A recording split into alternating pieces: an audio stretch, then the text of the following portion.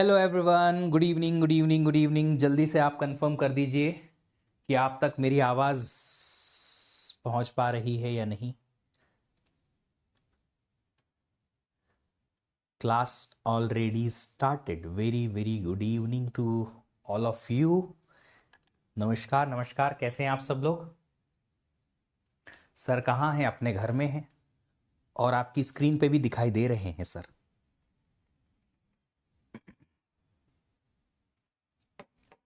जल्दी से आप सब लोग तो पहले ये बता दीजिए कि आप सब लोग ठीक हैं या नहीं। If you guys are okay और नॉट। सब ठीक है? बढ़िया है। नमस्कार जी, नमस्कार नमस्कार। देवियों सज्जनों, सबका स्वागत है। पिछले 3 लेक्चर का वीडियो अपलोड नहीं हुआ, इज इट सो? नहीं, मैंने अपना लेक्चर का वीडियो देखा और वो दिख रहा है। I can see that. मैंने एक बैच में जाके देखा था, वो दिख रहा है। अगर फिर भी आपकी किसी स्पेसिफिक बैच में अगर ऐसा हो तो मुझे बताइएगा जरूर, मैं उसे अपलोड कराता हूं। सर आपने बोला था न्यू रेडी ले जाने की प्रोसेस को मेमोरी एलोकेशन कहते हैं, but running to blocked. Running to blocked क्या? अमन सिंह जी, मैंने उसको नहीं बोला था कि उसको मेमोरी एलोकेशन बोलते हैं। न्यू से रेडी स्टेट में जो प्रोसेस अगर जाती है तो उसे कहते हैं कि प्रोसेस जो है वो एडमिट हो चुकी है और उस टाइम पर प्रोसेस को मेमोरी एलोकेट होती है रैम के अंदर। ऐसा मैंने कहा था, ठीक है। टेस्ट नहीं आया अभी तक, ऐसे कैसे हो सकता है? टेस्ट तो मिल गया यार। टेस्ट है, नीचे थोड़ा स्क्रॉल करके देखो। देखो लोग बोल रहे हैं कि टेस्ट है। पराक्रम बैच है सर, उसमें नहीं दिख रहा है। अच्छा एक काम करो, तुम लोग ना टेलीग्राम ग्रुप पे अपनी अपनी बैचेस का नाम बोल दो कि जिस बैच में वो टेस्ट नहीं दिख रहा है मैं अपलोड करा देता हूं क्लास के बाद, ठीक है? हो गया है टेस्ट। देखो बाकी सब लोग तो बोल रहे हैं, ऐसे कैसे नहीं हो रहा है? मेरा शो नहीं हो रहा है। हो सकता है पीडब्ल्यू की ऐप की इच्छा नहीं हो तुम्हारा टेस्ट लेने की। वो बोल रही होगी इसका क्या टेस्ट लेना, है ना? हो सकता है तुम्हारी शक्ल पसंद नहीं आई। जब ऐप खोलते हो ना अपनी शक्ल दिखा के, तो हो सकता है वो ऐप को पसंद नहीं आई तुम्हारी शक्ल। हाँ, कंट्रोल F करके ऑपरेटिंग सिस्टम सर्च करो। लोग बोल रहे हैं नीचे देखो, थोड़ा नीचे जाओ, मिल जाएगा। हाँ, काफी और कितना नीचे जाएंगे ये सब लोग यार, ऑलरेडी बहुत नीचे हैं। देखो कल एक बहुत ऐसी चीज हुई जिस चीज के लिए मैं इतना खुश हुआ, क्योंकि कल परसों में मेरे पास ढेरों सारे मैसेजेस आए अलग अलग स्टूडेंट्स के कि सर आईआईटी बॉम्बे का ऑफर आ गया, आईआईसी बैंगलोर का ऑफर आ गया है। पहले काउंसलिंग के पहले राउंड का ऑफर जो है स्टूडेंट्स का आया। और आप लिंक्डइन पे भी देख सकते हैं, इतने सारे बच्चों ने इतने सारे अलग अलग जगह पे टैग कर रखा है। आपको पता चल जाएगा कि कहां कहां किसको किसको मिला।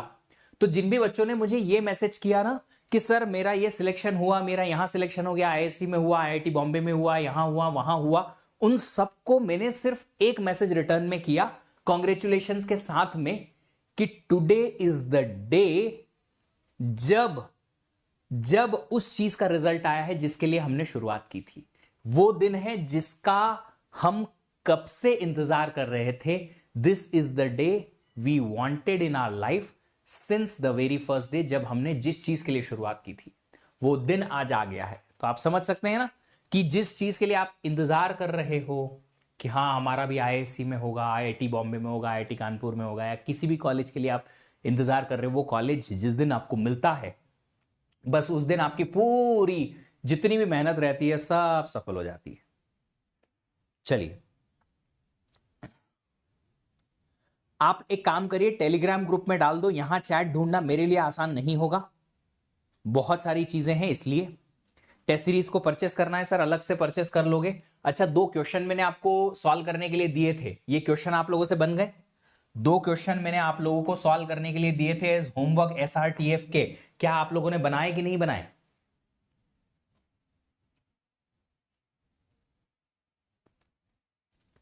बनाया? चलो क्विकली मैं सॉल्व कर देता हूं। टाइम 0 पे हमारे पास 2 प्रोसेस है, P1 और P2 दोनों। तो P1 और P2 दोनों अगर हैं तो पहले P1 को रन करेंगे क्योंकि वो छोटी है। टाइम 0 पर 2 प्रोसेस आ चुकी थी। अब एक टाइम यूनिट P1 रन किया और उसके बाद में एक टाइम यूनिट पर P3 आ गई, तो इसको हमने एक टाइम यूनिट रन किया विच रिमेन्स एज, इसका रिमेनिंग टाइम अब हमारे पास बचेगा 5। और 1 टाइम यूनिट पर P3 आती है जिसका रिमेनिंग टाइम सबसे छोटा है, तो P3 शेड्यूल हो जाएगी 1 टाइम यूनिट अप टू 2 तक। अब 2 पर फिर से एक प्रोसेस आई जो और छोटी है, इन दोनों से तो छोटी ही है, तो उसको शेड्यूल करेंगे, P4 को। अब P4 जो है वो रन करेगी 3 टाइम यूनिट पूरा पूरा। क्यों? क्योंकि अगली वाली प्रोसेस जो आ रही है वो तो 9 तक आ रही है, उसके पहले तो प्रीएम्पशन मुमकिन है नहीं, 2 प्रोसेस वैसे ही बड़ी थी, तो सबसे छोटी प्रोसेस हमने P4 पूरी कंप्लीट कर दी। अब क्या करें? अब फिर से P1 का चांस बनाते हैं, P1 को फिर से चांस मिला अप टू 9। 9 मतलब 4 टाइम यूनिट, 4 टाइम यूनिट इसने रन किया। ओके सॉरी, रिमेनिंग टाइम कितना बचा? 1।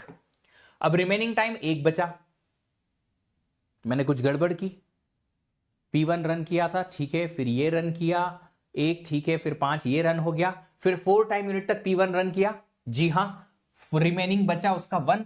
एक और P5 आई, उसका भी रिमेनिंग 1 है,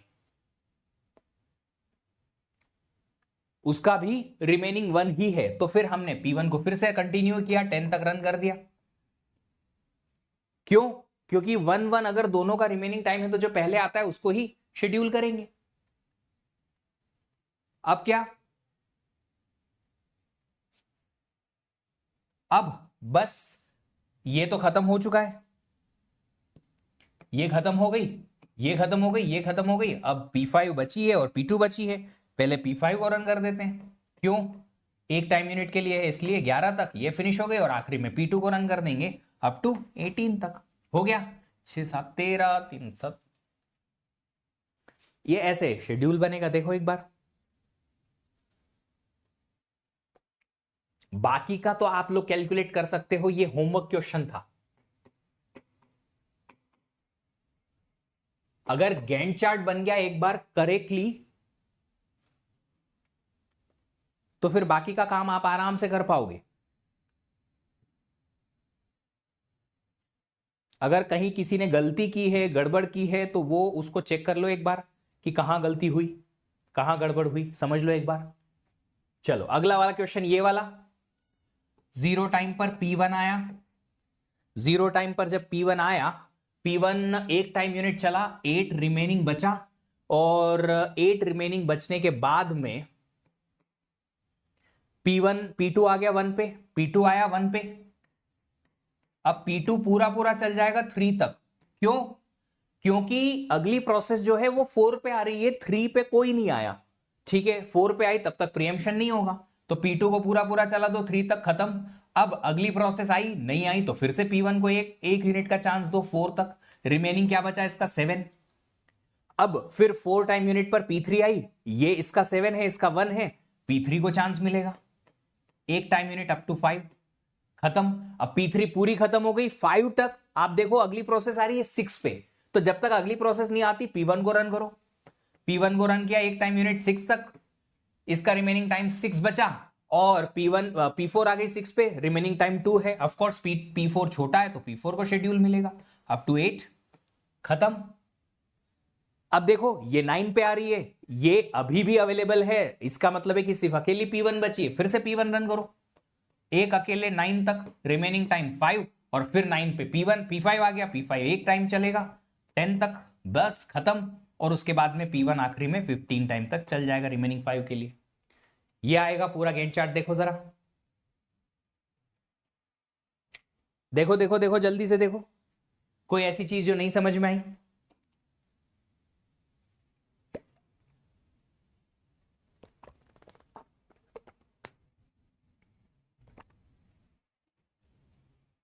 देख लो आराम से, सेम टू सेम है। जिन लोगों का सेम नहीं आया है, एक बार मेरा सॉल्यूशन जो मैंने क्विकली बनाया है, जल्दी इसलिए बनाया था क्योंकि तुमको ऑलरेडी बहुत टाइम दे दिया है, 5-6 क्वेश्चन प्रैक्टिस कर लिए हैं, 2-3 क्वेश्चन यहां और हो गए हैं, तो अब तो बनना चाहिए था। अगर फिर भी कहीं गड़बड़ की है तो देख लो कहां गड़बड़ की है, समझ में आ जाएगा अब तो क्विकली। अब सुनो मेरी बात सुनो। अब कुछ ऐसी चीजें हैं जो अभी तक हमने की नहीं है इन क्वेश्चंस को लेके, वो हम करने वाले हैं। आप मुझे बताइए, क्या आपको मैंने एक टॉपिक या एक डेफिनेशन समझाई थी कंटेक्स्ट स्विच नाम की? Did I tell you the concept called as context switch? क्या होता है कंटेक्स्ट स्विच? कंटेक्स्ट स्विच का जो डीप मीनिंग था वो ये था कि एक प्रोसेस जो करंटली रन हो रही है सीपीयू के अंदर, उसको रोक के और दूसरी प्रोसेस को रन होने के लिए भेजने की प्रोसेस। कैसे करते हैं? जो करंट रनिंग प्रोसेस सीपीयू के अंदर थी, उसके सीपीयू के अंदर के जितने रजिस्टर्स की वैल्यूज थी, उनको हम उठा के प्रोसेस के पीसीबी में डाल देंगे, ताकि बाय चांस ये प्रोसेस को आगे बढ़ना पड़े तो प्रोसेस की प्रोग्रेस के जो भी वैल्यूज हैं वो सीपीयू के पास वापस मिल जाएं, हम आगे उसको रिज्यूम कर पाए इसलिए। और अगली प्रोसेस जिसको रन करना है, उसकी पीसीबी में से रजिस्टर्स की वैल्यू को हम सीपीयू में लोड कर देते हैं। यह था हमारा कंटेक्स्ट स्विच। अगर हम यहां पे कंटेक्स्ट स्विच की बात करें तो क्या हम कह सकते हैं कि यहां पे एक कंटेक्स्ट स्विच जरूर हुआ होगा, ये वाला, कि P1 प्रोसेस को प्रीएम्प्ट किया गया, P2 प्रोसेस को सीपीयू में डाला गया, तो P1 से लेके P2 पे एक प्रोसेस का स्विच हुआ है, पक्का हुआ है। हुआ कंटेक्स्ट स्विच? तो फिर तो ये भी कंटेक्स्ट स्विच है, P2 से P1, एक प्रोसेस P2 को सीपीयू से बाहर निकाला गया और P1 को डाला गया। अब ये आपके सामने गैंट चार्ट है और मुझे गिनती करके बताओ कि कितनी बार कंटेक्स्ट स्विच हुआ है इस गैंट चार्ट के बीच में। How many context switches occurred? बताओ, गिनो।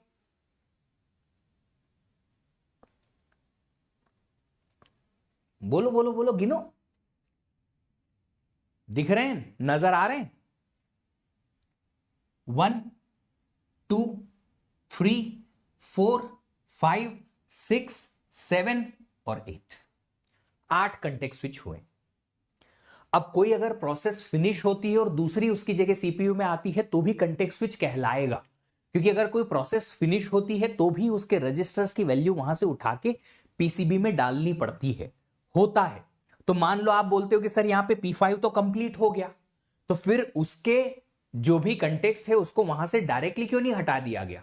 नहीं भैया, उसको पीसीबी में लेके जाएंगे, बाई चांस अगर उससे रिलेटेड कोई परमानेंट चेंजेस करने हुए डिस्क में तो वो करने पड़ेंगे, तो इसलिए कंटेक्स्ट स्विच यहां भी काउंट करना पड़ेगा, है ना। अब ये एक और टाइप का क्वेश्चन है जो यहां पे पूछा जा सकता है कि how many number of context switches occurred when you execute this process scenario in the SRTF algorithm. अब इसमें हमने कंटेक्स्ट स्विच में याद रखिएगा कि यहां वाला एक स्विच और यहां वाला एक स्विच कोई काउंट नहीं किया है। मतलब कि जब पहली बार प्रोसेस रन होती है उसके पहले और आखिरी में कोई प्रोसेस रन होती है उसके बाद का स्विच हमने काउंट नहीं किया है। क्यों नहीं किया है? क्योंकि हमने जितना सिनारियो यहां से यहां तक लिया है उसके अकॉर्डिंग ये समझ में आ रहा है कि P1 के पहले कोई प्रोसेस सीपीयू में थी ही नहीं और P1 के बाद में यहां पे भी कोई प्रोसेस नहीं रहेगी। इसलिए जब भी कभी क्वेश्चन आएगा कि भैया नंबर ऑफ कंटेक्स्ट स्विच बताओ, तो आपको हमेशा गिवन होगा, क्या गिवन होगा? कि आपको सबसे पहला वाला स्टार्टिंग में और एंड का स्विच काउंट नहीं करना है। Is that okay?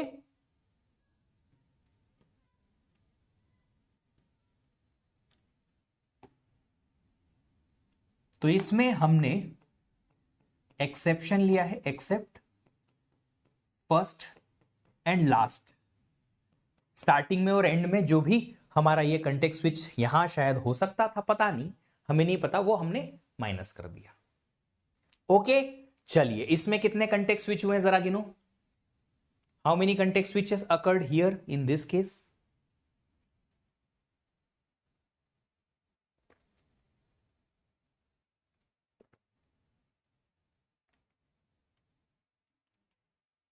बट अगर कंटेक्स्ट स्विच का लेटेंसी टाइम दें तो क्वेश्चन और फर्स्ट और लास्ट ऐड करेंगे। मितेश जी, क्वेश्चन में मेंशन होगा कि आपको करना है कि नहीं करना है। 1 2 3 4 5, 5 बार हुआ है बस, 5 टाइम्स, 5 टाइम्स हुआ है। जो मैंने वहां पे P1 को कंटिन्यू किया 10 टाइम यूनिट तक, वहां पे कंटेक्स्ट स्विच काउंट नहीं करेंगे।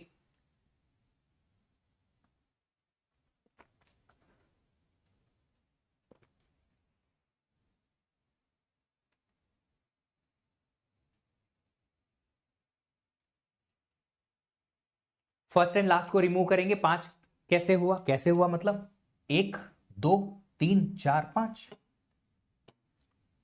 1 2 3 4 5, 5 बार कंटेक्स्ट स्विच हुआ।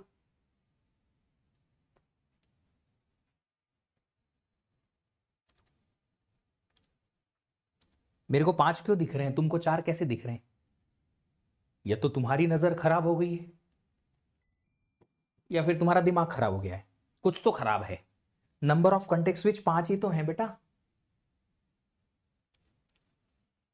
5 कंटेक्स्ट स्विचेस। अगर यहां पे हम 9 टाइम पे किसी प्रोसेस को रोकते हैं और उसके बाद डिसीजन लेते हैं कि नहीं P1 को ही कंटिन्यू करना है, तो हमने कंटेक्स्ट स्विच किया ही नहीं, दूसरी प्रोसेस को तो लाए नहीं। अगर दूसरी प्रोसेस को लाए नहीं तो फिर कंटेक्स्ट स्विच कहां हुआ? P3 से 4 5 1 बस। अरे भैया जी 1 से लेके 3 भी तो होगा, ये भी तो है, 1 से लेके 3 भी तो होगा। फर्स्ट का मतलब है ये P1 के पहले और सबसे लास्ट प्रोसेस खत्म होने के बाद का कंटेक्स्ट स्विच हम काउंट नहीं कर रहे। यहां मिड टर्म शेड्यूलर की बात कहां से आ गई बाबू? हमने कोई भी प्रोसेस को सस्पेंड तो कराया नहीं।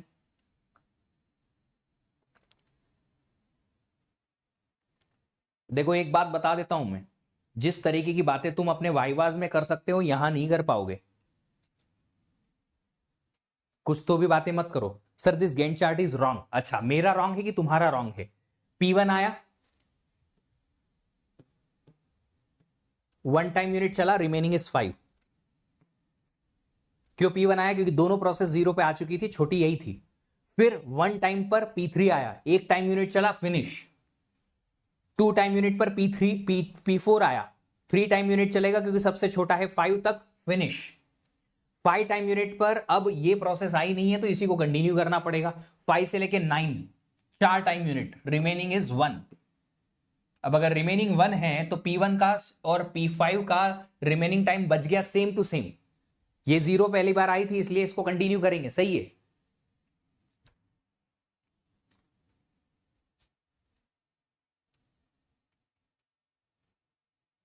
चलिए अब बात करते हैं एक और चीज के बारे में। यहां पे एक बात देखिए, आपने नोटिस की सेकंड वाले क्वेश्चन में आपका P1 यहां पे रन हुआ, फिर यहां पे भी रन हुआ थोड़ी देर के लिए, फिर थोड़ी देर के लिए यहां, थोड़ी देर के लिए थोड़ी देर के लिए यहां। इसीलिए कंटेक्स्ट स्विच बढ़े या ज्यादा हुए। यहां पे आप देखोगे कि एक प्रोसेस को आपने 2 बार रन किया, P1 को यहां भी किया यहां भी किया, इसलिए ये जो कंटेक्स्ट स्विच है ज्यादा है। अगर यही कोई प्रोसेस सिनारियो को हम किसी नॉन प्रीएम्प्टिव एल्गोरिदम में रन करेंगे, तो नॉन प्रीएम्प्टिव एल्गोरिदम में एक बार प्रोसेस को अगर आपने शेड्यूल कर दिया तो क्या उसको रोक पाओगे? प्रोसेस जब तक खत्म नहीं होगी तब तक क्या उसको रोक पाओगे? नहीं। तो इसका मतलब एक बार अगर सीपीयू पे गई तो वो पूरा फिनिश होके आएगी बाहर। यस। तो एक प्रोसेस के लिए एक डब्बा बनेगा, दूसरी प्रोसेस के लिए दूसरा, तीसरी के लिए तीसरा, चौथे के लिए चौथा। How many times you will run a process? 1 time each process. ये जो बॉक्स बनेगा ये वाला, ये एक प्रोसेस के लिए एक ही बनेगा, है ना? तो अगर मान लो 4 प्रोसेस हैं आपके पास, मान लो 4 प्रोसेस हैं आपके पास किसी भी सीक्वेंस में 1 2 3 4 3 4 1 2, जो भी रन करोगे एक एक बार में एक एक प्रोसेस पूरी रन हो जाएगी। उस केस में कंटेक्स्ट स्विच कितने आएंगे? 1 2 3। जितनी प्रोसेस हैं उनमें से एक कम। जितनी भी नंबर ऑफ प्रोसेस हैं उनमें से एक कम, हमेशा ही ऐसा होगा। जी हां, हमेशा ही ऐसा होगा। तो इसका मतलब है कि अगर आपसे कोई क्वेश्चन पूछे किसी नॉन प्रीएम्प्टिव एल्गोरिदम के लिए, for any non preemptive algorithm,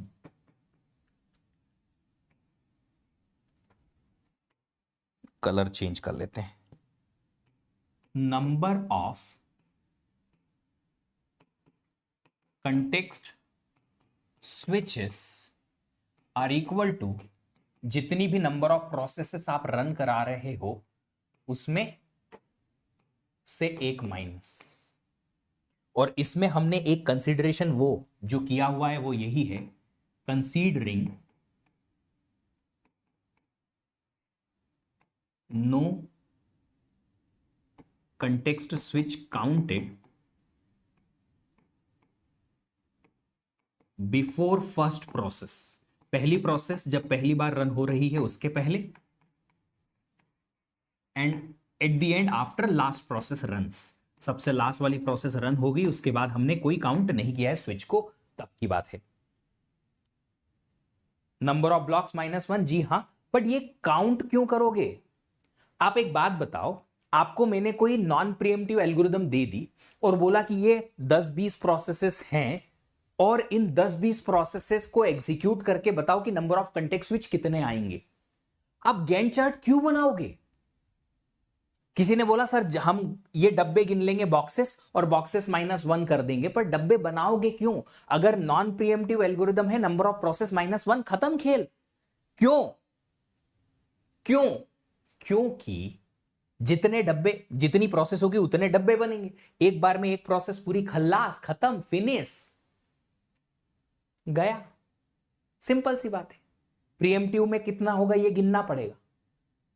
इतना तो तुम्हारा दिमाग लगाना चाहिए था ये क्वेश्चन पूछने के पहले कि प्रीएम्प्टिव में फिक्स नहीं है कि कोई प्रोसेस एक बार में चल पाएगी पूरी, या 3 बार में चल पाएगी, या 4 बार में। ये तो इन नंबर्स पे डिपेंड करेगा, एल्गोरिदम पे डिपेंड करेगा। तो प्रीएम्प्टिव में हम पहले से काउंट नहीं कर पाएंगे कि कितना होगा, ये डिपेंड करेगा सिनारियो पे, डिपेंड करेगा ये एल्गोरिदम पे। तो काउंट करना पड़ेगा। प्रीएम्प्टिव के लिए हर बार काउंट करना पड़ेगा। प्रीएम्प्टिव के लिए हर बार आपको काउंट करना पड़ेगा। नॉन प्रीएम्प्टिव के लिए आप डायरेक्टली लिख सकते हो ये जो लिखा है वो। समझ में आ गई बात? देखो देखो देखो देखो, समझ में आई है बात, तो आगे बढ़ेंगे।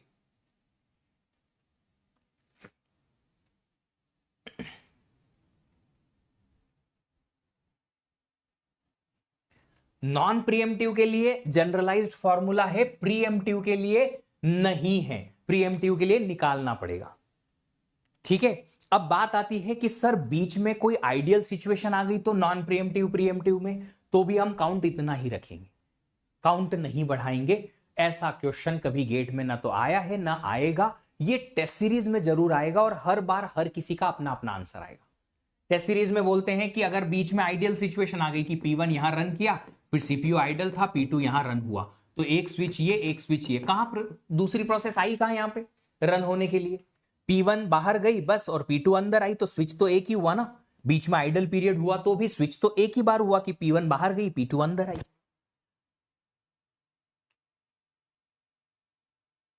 कंसीडरिंग वाला समझ नहीं आया? इधर आ, इधर आ, इधर इधर इधर।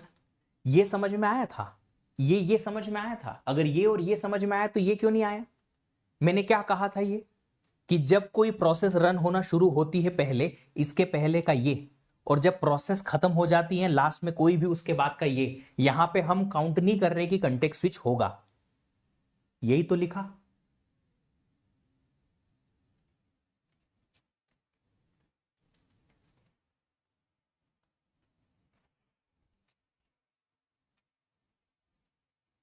आई बात समझ में? ठीक है, तो आइडियल सिचुएशन अगर आ जाती है ना बीच में, तो भी number of context switch count नहीं चेंज होंगे, वही रहेंगे, चाहे प्रीएम्प्टिव हो नॉन प्रीएम्प्टिव हो। नॉन प्रीएम्प्टिव में हमारे पास ऑप्शन है कि हम डायरेक्टली कैलकुलेट कर सकते हैं, प्रीएम्प्टिव में नहीं कर पाएंगे। ठीक है, चलिए अब सुनिए जरा, अब समझिए और कोशिश करते हैं। ये वाला जो एग्जाम्पल है इसका एसजेएफ भी बनाता हूं मैं।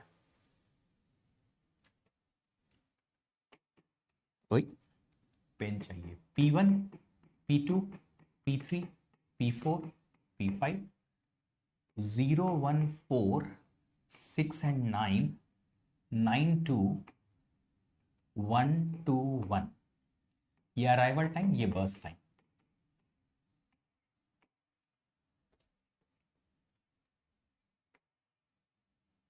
मैंने इसका गैंट चार्ट एसजेएफ में बनाना है।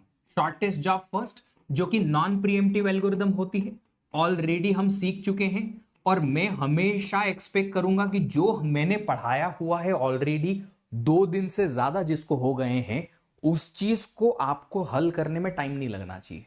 उसको मैं वैसे नहीं पढ़ा पाऊंगा जैसा पहले दिन पढ़ाया था, उतना टाइम लेके नहीं, कर ही नहीं सकता, वरना तुम कोर्स पढ़ ही नहीं पाओगे फिर पूरा, है ना। आयो जॉब वाली चीज भी आएगी बेटा, पहले नॉर्मल बिना आयो जॉब के तो देखो।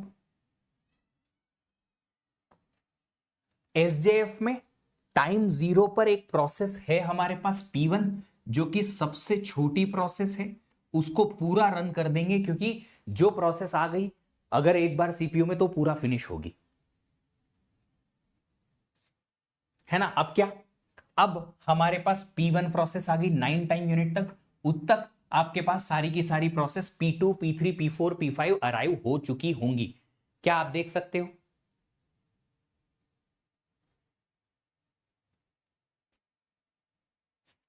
देख सकते हो?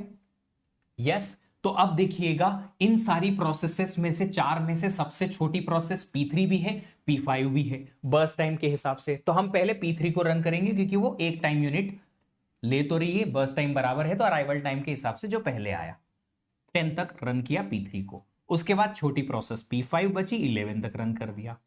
फिर दो प्रोसेस और बराबर टाइम की बची है, P2 और P4 दोनों 2 बर्स्ट टाइम के साथ है, तो पहले P2 को रन कर देंगे 1 टाइम यूनिट 12 तक, और उसके बाद में P6 रन करेंगे 12 + 6 18 तक। ये होगा गैंट चार्ट। अब देख लो, आप किसी भी सीक्वेंस में प्रोसेस को रन करो, नंबर ऑफ कंटेक्स्ट स्विच तो चार ही आए, एक यहां आया, दो, तीन और एक चार, पांच प्रोसेस थी, चार कंटेक्स्ट स्विच आए, रन करने की जरूरत ही नहीं थी। यस, रन करने की जरूरत ही नहीं थी, हमारे पास चार कंटेक्स्ट स्विच आए। एक्चुअली मैंने इसको इसलिए बनाया है क्योंकि मैं चाहता हूं कि आप सब लोगों को एक और कंसेप्ट पढ़ाऊं, वो है रिस्पॉन्स टाइम। रिस्पॉन्स टाइम कैसे कैलकुलेट करना है। रिस्पॉन्स टाइम जो है, सर बस टाइम गलत है, 92121।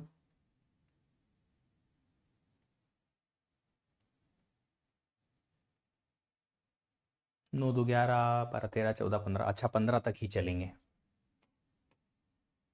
P6 कहां रन कर दिया मैंने, यहां पे P4 रन करेंगे।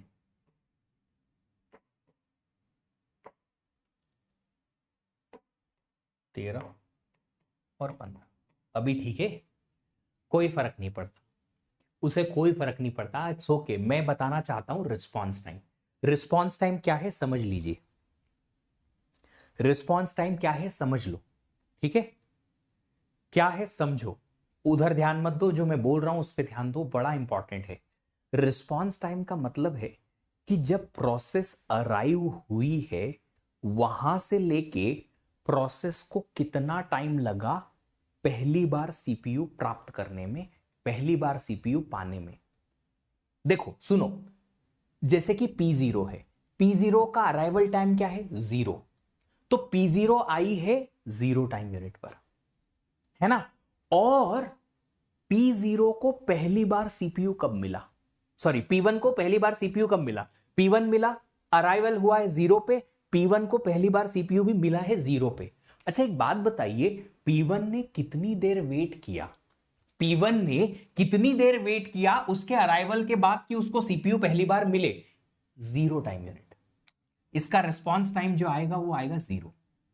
फिर से बताता हूं, सुन लेना सब लोग, इधर ध्यान देना, बाद में मत बोलना सर रिपीट इट कैसे आया, ये कैसे आया सर, मैं सुनूंगा ही नहीं फिर बात। सुनो, P1 आया 0 पे, 0 पे आने के बाद P1 को कितनी देर लगी कि उसको पहली बार का सीपीयू मिले, P1 को सीपीयू मिला 0 पे, तो 0 से 0 इसने वेट किया, मतलब 0 टाइम यूनिट वेट किया, है ना। P2 देखो 1, P2 का अराइवल टाइम है 1, 1 पे आया है P2, और उसको पहली बार सीपीयू कब मिला, 11 पे, मतलब 1 से लेके 11 तक P2 ने वेट किया, 1 के बाद 11 तक उसने वेट किया, तो टोटल कितना वेट किया P2 ने कि उसको पहली बार सीपीयू मिले और वो एग्जीक्यूट हो और फिर यूजर को रिस्पॉन्स जाए P2 प्रोसेस का, 10 टाइम यूनिट वेट करना पड़ा, यही उसका रिस्पॉन्स टाइम है। ये देखो जरा, P3 देखो, P3 कब आया, 4 पे, पहली बार सीपीयू कब मिला, 9 पे, 4 के बाद 9, 5 टाइम यूनिट वेट करना पड़ा P3 को पहली बार के रिस्पॉन्स के लिए।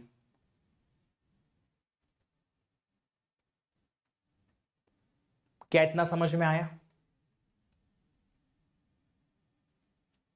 पूरी बातें समझा लें दो, फिर ये मतलब की एटसेट्रा जो भी तुम्हारे दिमाग में कुकिंग हो रही है वो सब क्लियर हो जाएगी। अराइवल टाइम P4 का है 6, पहली बार सीपीयू मिला 13 पे, 13 माइनस 6 इज 7 टाइम यूनिट का वेट हुआ P4 को। P5 का देखो 9 पे आया और 10 पे सीपीयू मिल गया, 1 टाइम यूनिट वेट करना पड़ा, बस ये रहा रिस्पॉन्स टाइम। आ गया? चलिए अब जल्दी से सारी प्रोसेसेस का वेटिंग टाइम भी निकाल के बताओ तो। कैसे निकालते हैं waiting time?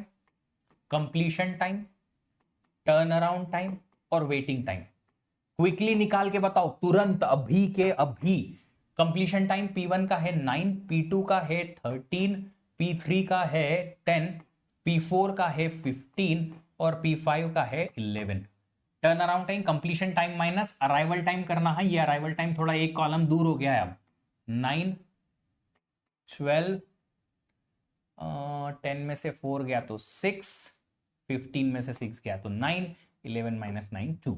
Waiting time turn around time minus burst time, इसका वेटिंग 0, इसका वेटिंग आ जाएगा 10, 6 minus 1 is 5, 9 minus 2 is 7 and 2 minus 1 is 1।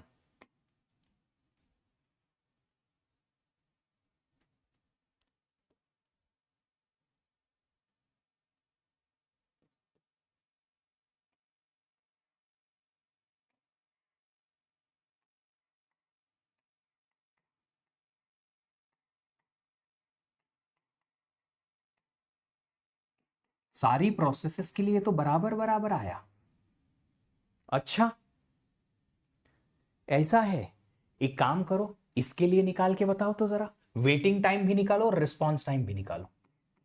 Response time तो आप गैंट चार्ट देख के निकालोगे, वेटिंग टाइम जो है आपको रेगुलर प्रोसेस से निकालना पड़ेगा, जो हमारा प्रोसीजर होता है उससे।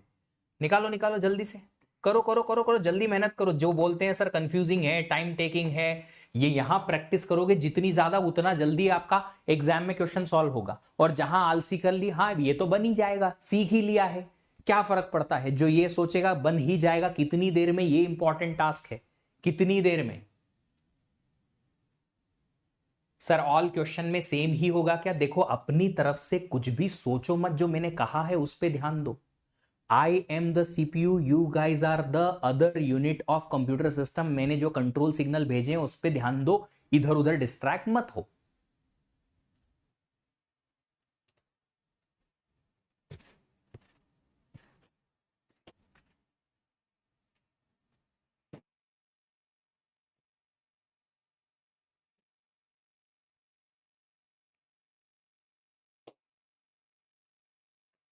वेटिंग टाइम निकालो हर एक प्रोसेस का, और कंप्लीशन सॉरी रिस्पॉन्स टाइम भी निकालो।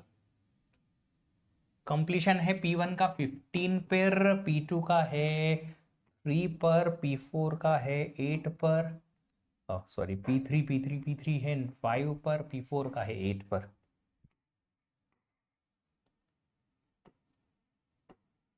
And P5 is on 10। Turn around time 15 minus 0, 2, 1, 2 and 1। Waiting time 15 minus 1 6, 2 minus 2 0, 1 minus 1 0, 2 minus 2 0, 0। Response time की बात करें तो रिस्पॉन्स टाइम आएगा, कैसे निकालेंगे? सबसे पहले P1 आया 0 पे, पहली बार सीपीयू भी 0 पे मिल गया तो कोई वेट नहीं करना पड़ा। P2 आया 1 पे, पहली बार सीपीयू भी 1 पे मिल गया, कोई वेट नहीं करना पड़ा। P3 आया 4 पे, उसको सीपीयू भी 4 पे मिल गया, कोई वेट नहीं करना पड़ा।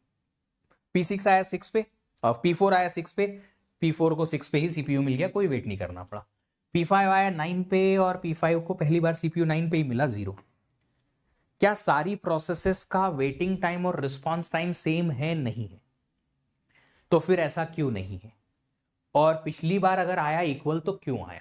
देखो इसका मैं रीजन बताता हूं, सुनिएगा जरा। अगर आप रिस्पॉन्स टाइम की बात करेंगे तो रिस्पॉन्स टाइम होता है पहली बार सीपीयू मिलने के पहले तक का वेट किसी प्रोसेस का।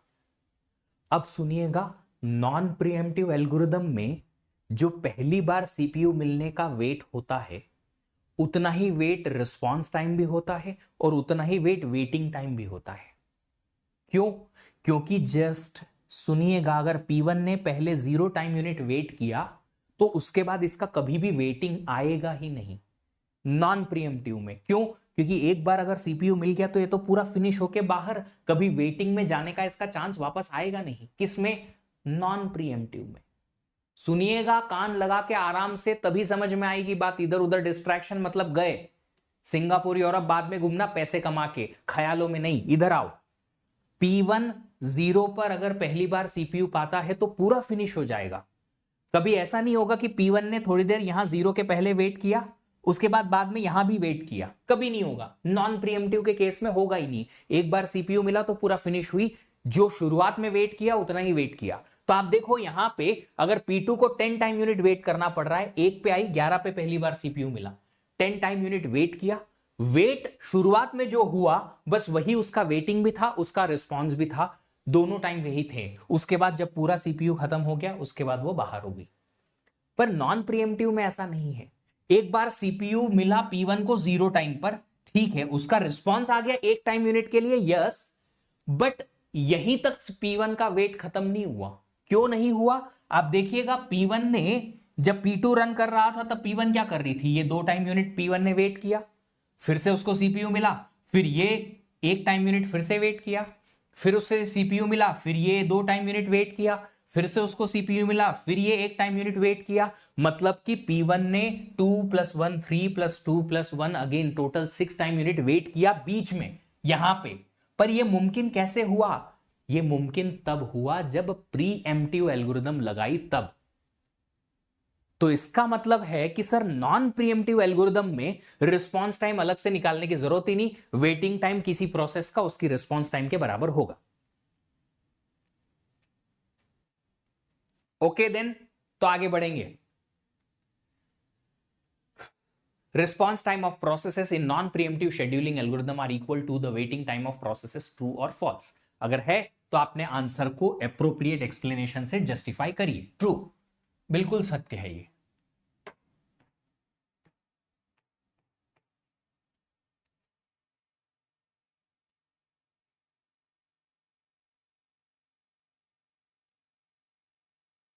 ट्रू है जी। क्यों है ऐसा? क्योंकि जो पहली बार में प्रोसेस वेट करेगी, जो उसका रिस्पांस टाइम है, उसके बाद प्रोसेस को वेट करने का ऑप्शन ही नहीं आएगा। प्रोसेस को वेटिंग का ऑप्शन ही नहीं आएगा। वो प्रोसेस एक बार में सीपीयू में गई और बाहर चली जाएगी, इसलिए। ठीक है, अब ये जो जस्टिफाई है, ये वाली चीज मैंने सिर्फ इसलिए लिखी है ताकि आपको ऑटोमेटिकली समझ में आए। तो जब आप इस पर्टिकुलर स्लाइड पे आएंगे, इसका नोट्स बनाएंगे, आप अपना आंसर लिखेंगे क्या डिटेल में कि क्यों ऐसा हुआ है, लॉजिक जानना जरूरी है। चलिए, तो रिस्पांस टाइम भी समझ में आ गया, प्रीएम्प्टिव नॉन प्रीएम्प्टिव का डिफरेंस समझ में आ गया। किसी भी नॉन प्रीएम्प्टिव एल्गोरिदम में रिस्पांस टाइम किसी प्रोसेस का और वेटिंग टाइम किसी प्रोसेस का इक्वल होता है, बट प्रीएम्प्टिव में ऐसा नहीं है। ठीक है, चलिए, है ना। अब यहां पे इतनी ज्यादा एनालिसिस रिस्पांस टाइम को लेके करेंगे नहीं, क्योंकि क्वेश्चन आते नहीं है। जिस चीज की एनालिसिस की जरूरत पड़ेगी उसी की करेंगे, ज्यादा नहीं। ओवर एनालिसिस भी किलर है, हमारा टाइम और एनर्जी लेके जाती है। अंडर एनालिसिस हमारे मार्क्स लेके जाती है। तो उतनी ही करेंगे जितनी गेट के लिए रिक्वायर्ड है। ठीक है, कंट्रोल करो अपने इमोशंस, थॉट्स और उंगलियों को। चलो, नेक्स्ट है हमारे पास लॉन्गेस्ट जॉब फर्स्ट। ये एल्गोरिदम सिर्फ और सिर्फ क्वेश्चन क्रिएट करने के लिए बना रखी है। इनका कोई मोल पार्ट नहीं है, कोई भी रोल पार्ट नहीं है, कोई मोल भाव नहीं है, कोई इज्जत भी नहीं है, कभी इंप्लीमेंट भी नहीं होती। क्यों? सबसे बड़ी प्रोसेस को हम वैसे ही शेड्यूल नहीं करना चाहेंगे, और ये बोलते हैं कि सबसे पहले लॉन्गेस्ट जॉब को शेड्यूल करो। लॉन्गेस्ट जॉब को पहले शेड्यूल कर दोगे तो कॉन्वो इफेक्ट आता है, हमने देखा है एफसीएफएस में।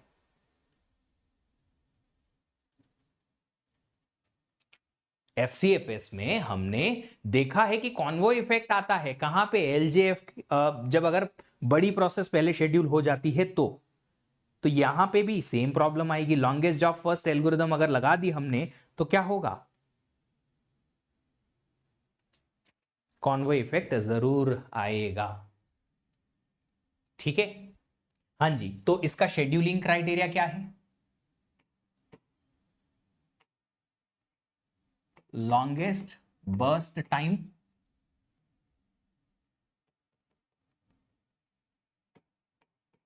शेड्यूल प्रोसेस विद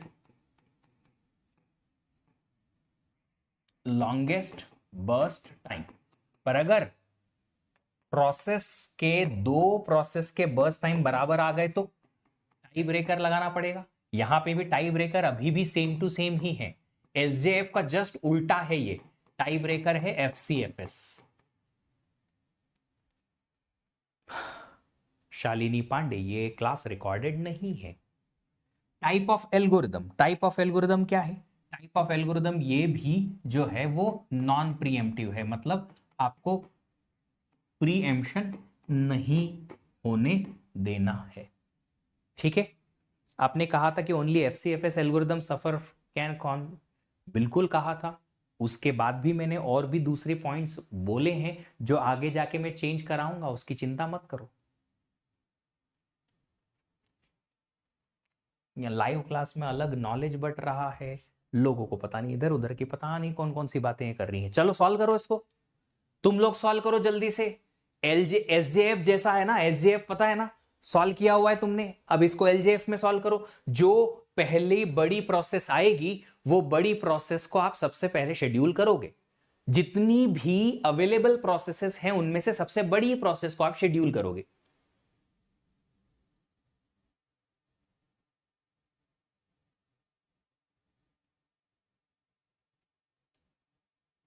जितनी भी प्रोसेसेस अवेलेबल हो गई हैं उनमें से बड़ी प्रोसेस को आप पहले शेड्यूल करोगे।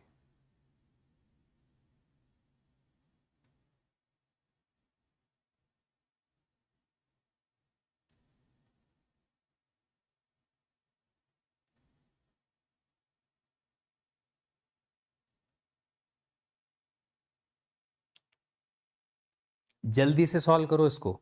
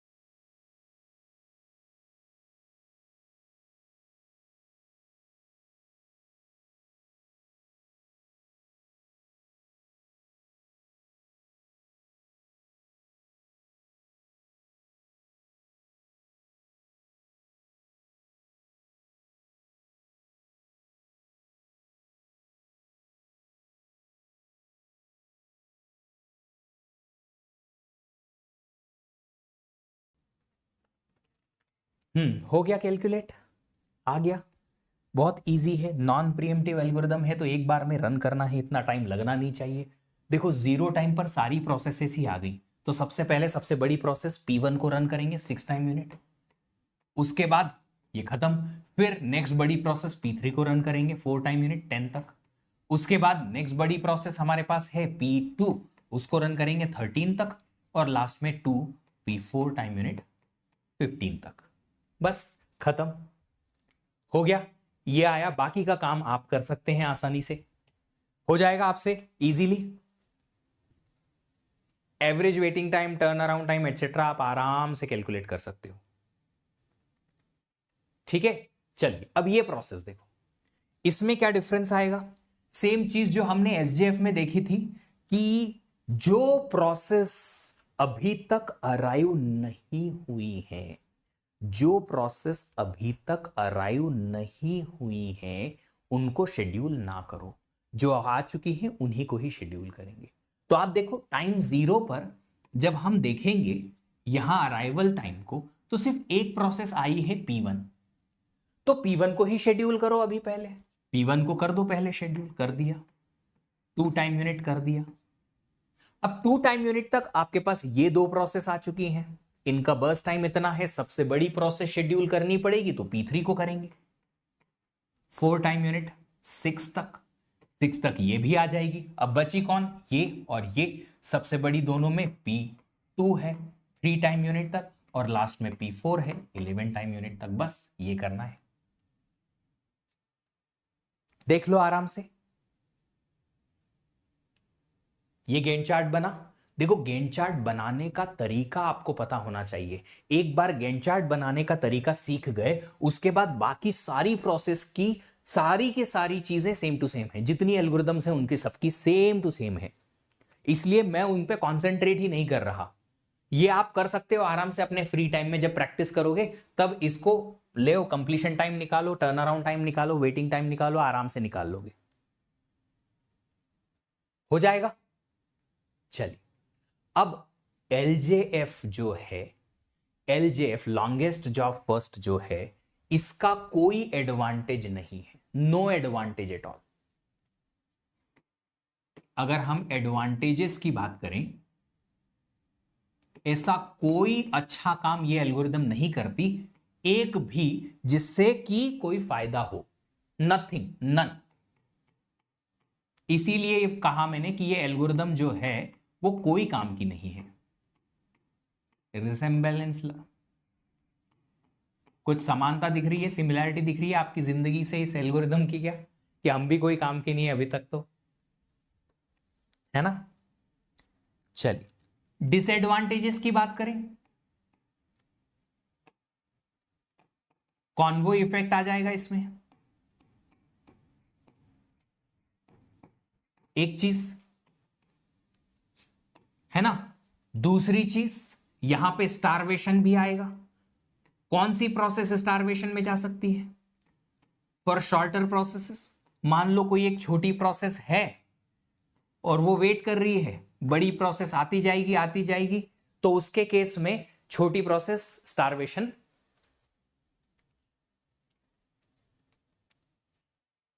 में जा सकती है। तो ये 2 बड़े डिसएडवांटेजेस हैं यहां पे। तीसरा डिसएडवांटेज है यहां पे नॉट प्रैक्टिकल, प्रैक्टिकल भी नहीं हो सकता। क्यों नहीं हो सकता, क्योंकि बर्स्ट टाइम तो हमें पता है ही नहीं, burst time of processes not known,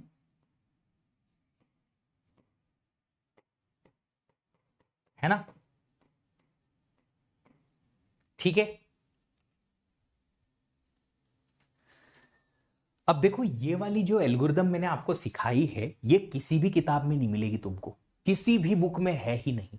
क्यों नहीं है, क्योंकि यूज ही नहीं होती, ना कोई साइंटिस्ट, ना कोई रिसर्चर, और ना ही कोई बुक लिखने वाला इसके बारे में बात करता है। कौन बात करते हैं, जो टेस्ट सीरीज का क्वेश्चन बनाता है। क्यों, क्योंकि बच्चों को जो नहीं पता है वहीं से क्वेश्चन करेंगे तो मजा आएगा।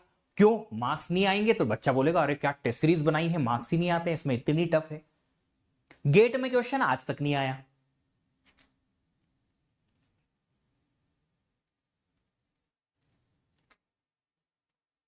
ठीक है, बस बात यह है कि आपको नॉलेज थोड़ा होना चाहिए कि ऐसा भी कुछ हो सकता है। अब एक छोटी सी ट्रिक जो हमने शुरुआत में डिस्कस नहीं की, मैं बताता हूं आप सब लोगों को। ये देखिए, यहां पे अगर आप प्रीएम्प्टिव एल्गोरिदम देखो या नॉन प्रीएम्प्टिव एल्गोरिदम देखो, एक टाइम यूनिट P1 रन किया, यहां पे 5 टाइम यूनिट P1 रन किया, P1 ने टोटल 6 टाइम यूनिट रन करना है कुल मिला के। P2 P3 को 1 टाइम यूनिट रन करना है, P4 को 3 टाइम यूनिट रन करना है, P2 को 7 टाइम यूनिट रन करना है ना। तो अब आप देखिएगा जरा, इन सब का सम निकालो तो कितना आ रहा है। 6 और 7 13, 14, 15, 16, 17 और 18, आपको यहां पे 18 मिलेगा। Sum of all the burst times, आपको यह आखिरी नंबर मिल जाएगा, बशर्ते कंडीशन अप्लाइड कि यहां पे कोई भी आइडियल सिचुएशन नहीं आएगी। तो आइडल कंडीशन अगर नहीं है सीपीयू की तो ये आएगा। तो जब आप कोई बड़ा सा गैंट चार्ट बनाओगे ना, तो आपके पास एक छोटा सा चेक ये रहेगा कि इनका सम निकाल लो, एक बार देख लो कि ये यहां आ रहा है कि नहीं आ रहा है। अगर आ गया तो इसका मतलब है कि गैंट चार्ट में कैलकुलेशन गड़बड़ नहीं हुई है, वरना अगर नहीं आया है तो आपका एक सेल्फ चेक हो जाएगा कि कहीं गड़बड़ है भैया। यहां पे भी सेम है, आप देखिएगा जरा, 15 आ रहा है टोटल टाइम। ये देखो 9 और 2 11 12 13 14 और 15, टोटल 15 टाइम सीपीयू को यूज करना है हमें सारी प्रोसेसेस को, चाहे किसी भी सीक्वेंस में कितनी भी बार रन करो, 15 टाइम यूनिट रन होना है। पूरा प्रोसेस का एग्जीक्यूशन 15 टाइम में खत्म हो जाएगा, क्योंकि उनकी सीपीयू रिक्वायरमेंट इतनी ही है। एक बार रिकैप सर प्लीज, क्या रिकैप करना है, क्या रिकैप करना है? चलिए, तो ये याद रख लीजिएगा ताकि आपको क्या है ना, एक सेल्फ चेक हो जाए। जैसे कि यहां पे 6 3 9, 9 और 6 15, ये आ गया 15, ठीक है। 4 3 7 2 9 2 11 11, ये रहा 11। ओके, चलिए, अब एलजेएफ का ही एक छोटा सा वर्जन और है प्रीएम्प्टिव वाला, वो है एलआरटीएफ। एलआरटीएफ और एलजेएफ जो है, एलआरटीएफ और एलजेएफ जो है, उसमें डिफरेंस क्या है जो एसजेएफ एसआरटीएफ में था। यहां पे क्या है, longest remaining time first algorithm जो है, उसका शेड्यूलिंग क्राइटेरिया भी यही है। कौन सा? जो इसका था, क्या था? शेड्यूल द प्रोसेस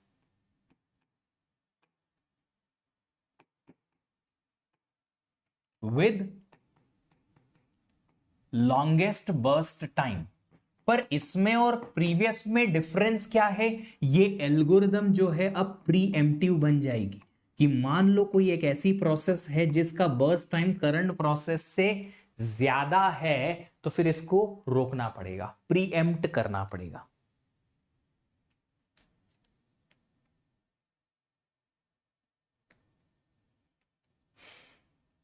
ठीक है, अब ये प्रोसेस में भी अगर कहीं ना कहीं क्या आ जाता है, टाई आ जाता है कि दो प्रोसेस के बर्स्ट टाइम बराबर आ गए, तो फिर क्या करोगे? बर्स्ट टाइम अगर दो प्रोसेस के बराबर आए तो फिर एफ सी एफ एस लगा दीजिएगा, सेम टू सेम।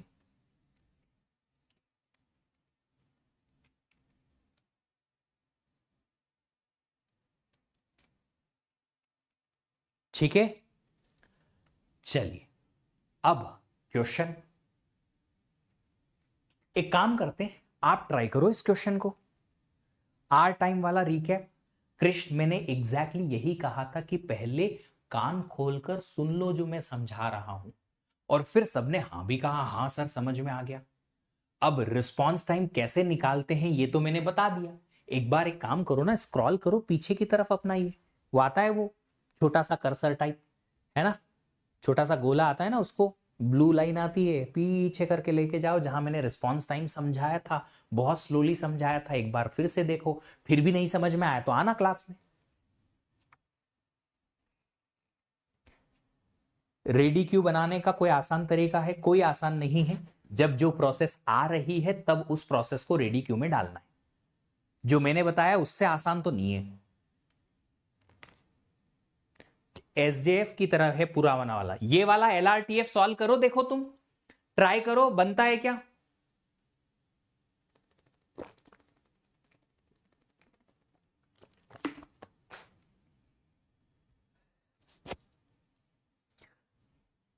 देखो कृष बाबू, एक सिंपल सी चीज बता देते हैं।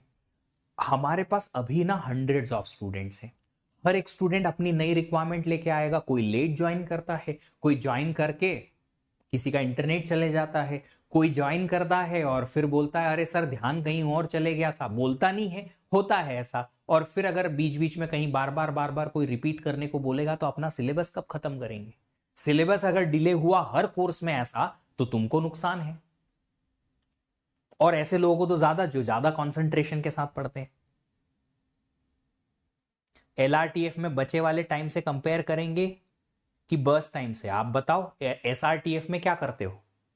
एसआरटीएफ में क्या करते हो? एसआरटीएफ में भी तो ऐसे ही करते हो। जो बचे हैं टाइम है उससे कंपेयर करेंगे ना।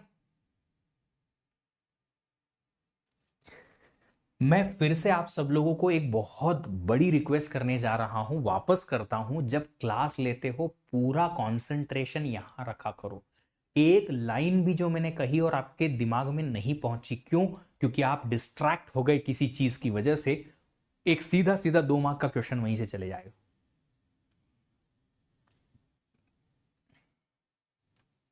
बस यही चाहता था मैं कि तुम लोग इसमें गलती करो।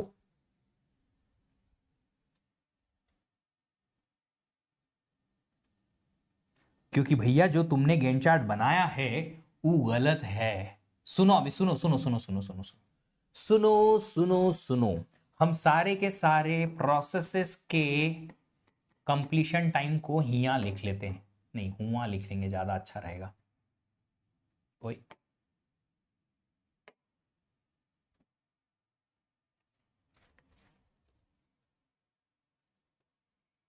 P1, P2, P3, P4, 9, 6, 4 and 2। एक टाइम जीरो, सिर्फ एक प्रोसेस अराइव हुई है एंड दैट इज, और नहीं सर सारी प्रोसेस आ चुकी है। सारी प्रोसेसेस आ गई है टाइम जीरो पर। टाइम जीरो पर सारी प्रोसेसेस आ गई हैं। ओके, अब सारी प्रोसेस आ गई हैं तो उनमें से सबसे बड़ी प्रोसेस को रन करेंगे। करो। जब हम P1 को रन करने जाएंगे, हमने उसको 3 टाइम यूनिट रन किया। क्यों? मैं समझाता हूं।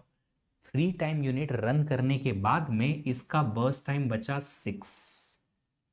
कितना बचा? 6। अब बताइए कि P1 और P2 का बर्स्ट टाइम बराबर हुआ कि नहीं हुआ?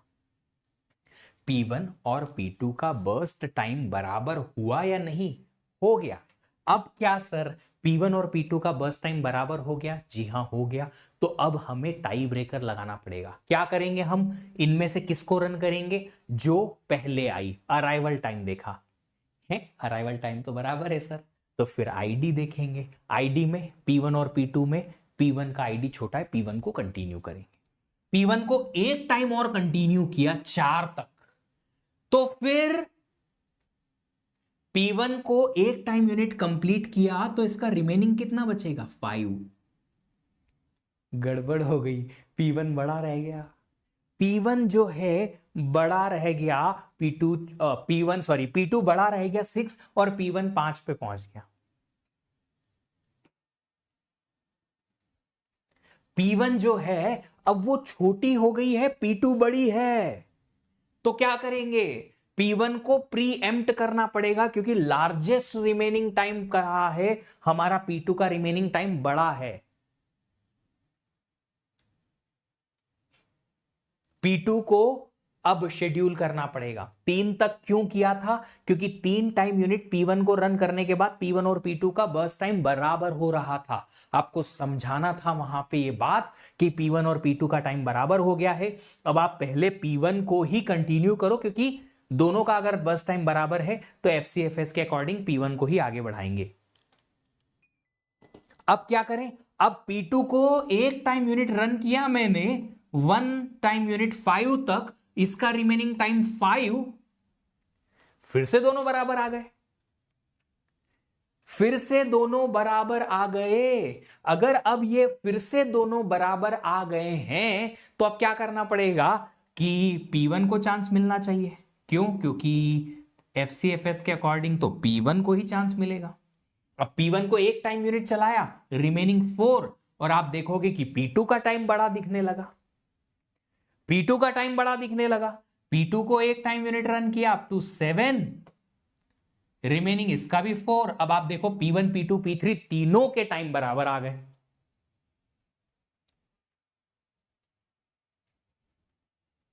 उमेश बाबू, ये बात तब थी जब SRTF समझाया था मैंने, SJF में नहीं बोला ऐसी बात। हर चीज हर जगह काम नहीं करती। मैं कहता हूं कि रिलैक्स करो, पढ़ाई मत करो, पर ये मैं तब कहता हूं जब गेट एग्जाम कल है तो आज पढ़ाई नहीं करनी है। पर जब मैं कहता हूं कि रोज रोज 10 घंटा पढ़ो, वो भी सुनो। जब नई प्रोसेस आती है तब प्रीएम्पशन होता है, वो SRTF में है। यहां की बात नहीं की मैंने ऐसी। अब देखो यहां इस केस में P1 P2 P3 तीनों का टाइम है 4 4 4। तीनों में से लॉन्गेस्ट तीनों की तीनों, अराइवल टाइम तो बराबर है, तो हम P1 को रन करेंगे। एक टाइम यूनिट P1 को रन किया 8 तक, रिमेनिंग 3। अब P2 और P3 दोनों बड़े दिखने लगे। अब P2 को रन कर दो FCFS के अकॉर्डिंग 9 तक, रिमेनिंग इज 3। अब सिर्फ P3 बड़ा दिखने लगा। P3 को रन करो 10 तक, रिमेनिंग इज 3। अब P1 P2 P3 तीनों बड़े हो गए बराबर बराबर पे। तो फिर से एक एक बार P1 P2 P3 को रन कर दो इसी सीक्वेंस में, तो रिमेनिंग क्या आ जाएगा? 2 2 और 2। अब सबके अराइवल सबके बर्स्ट टाइम बराबर आ गए। सबके बर्स्ट टाइम बराबर, तो पहले P1 को रन करेंगे एक टाइम यूनिट 14 तक, ये छोटा रह गया। प्रीएम्पशन करो तो P2 को रन करो एक टाइम यूनिट तक, छोटा रह गया, एक टाइम में बचा इसका। फिर P3 को रन करेंगे एक टाइम यूनिट, और फिर P4 को रन करेंगे एक टाइम यूनिट, तो सबके एक एक एक एक बचे रह जाएंगे। अब लास्ट में हमारे पास सारी प्रोसेसेस एक एक बार करके P1 P2 P3 P4 run हो जाएगी 1 बाय 1 बाय 1, 18 19 20 एंड 21 तक।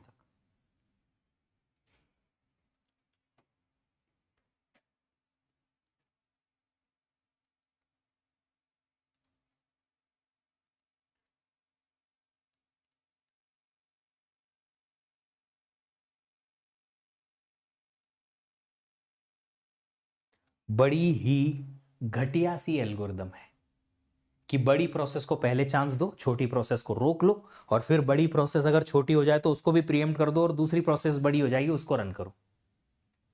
सेम चीज जो LJF में बोला था मैंने, यहां पे भी एग्जैक्टली सेम डिसएडवांटेजेस हैं कि इसको यूज ही नहीं किया जाता है। बट यहां से हमें एक चीज सीखने मिलेगी कि हम P1 को तब तक रन करेंगे, या सबसे बड़ी प्रोसेस को तब तक रन करेंगे। सुन लो सुन लो सुन लो, सब इधर सुनो। यहां से एक ट्रिक निकालेंगे, बड़ी प्रोसेस को तब तक रन करेंगे जब तक कि वो दूसरी बड़ी प्रोसेस के बराबर नहीं आ जाती। फिर एक एक एक एक टाइम यूनिट इन दोनों को रन करते जाएंगे तब तक कि जब तक कि ये इसके बराबर नहीं आ जाती। फिर इन तीनों को बराबरी से रन करेंगे एक एक एक एक टाइम यूनिट जब तक कि ये चारों बराबर 2 2 2 2 पे नहीं आ जाती। फिर एक एक एक एक एक एक यूनिट करके और इन चारों प्रोसेसेस को आप रन करोगे।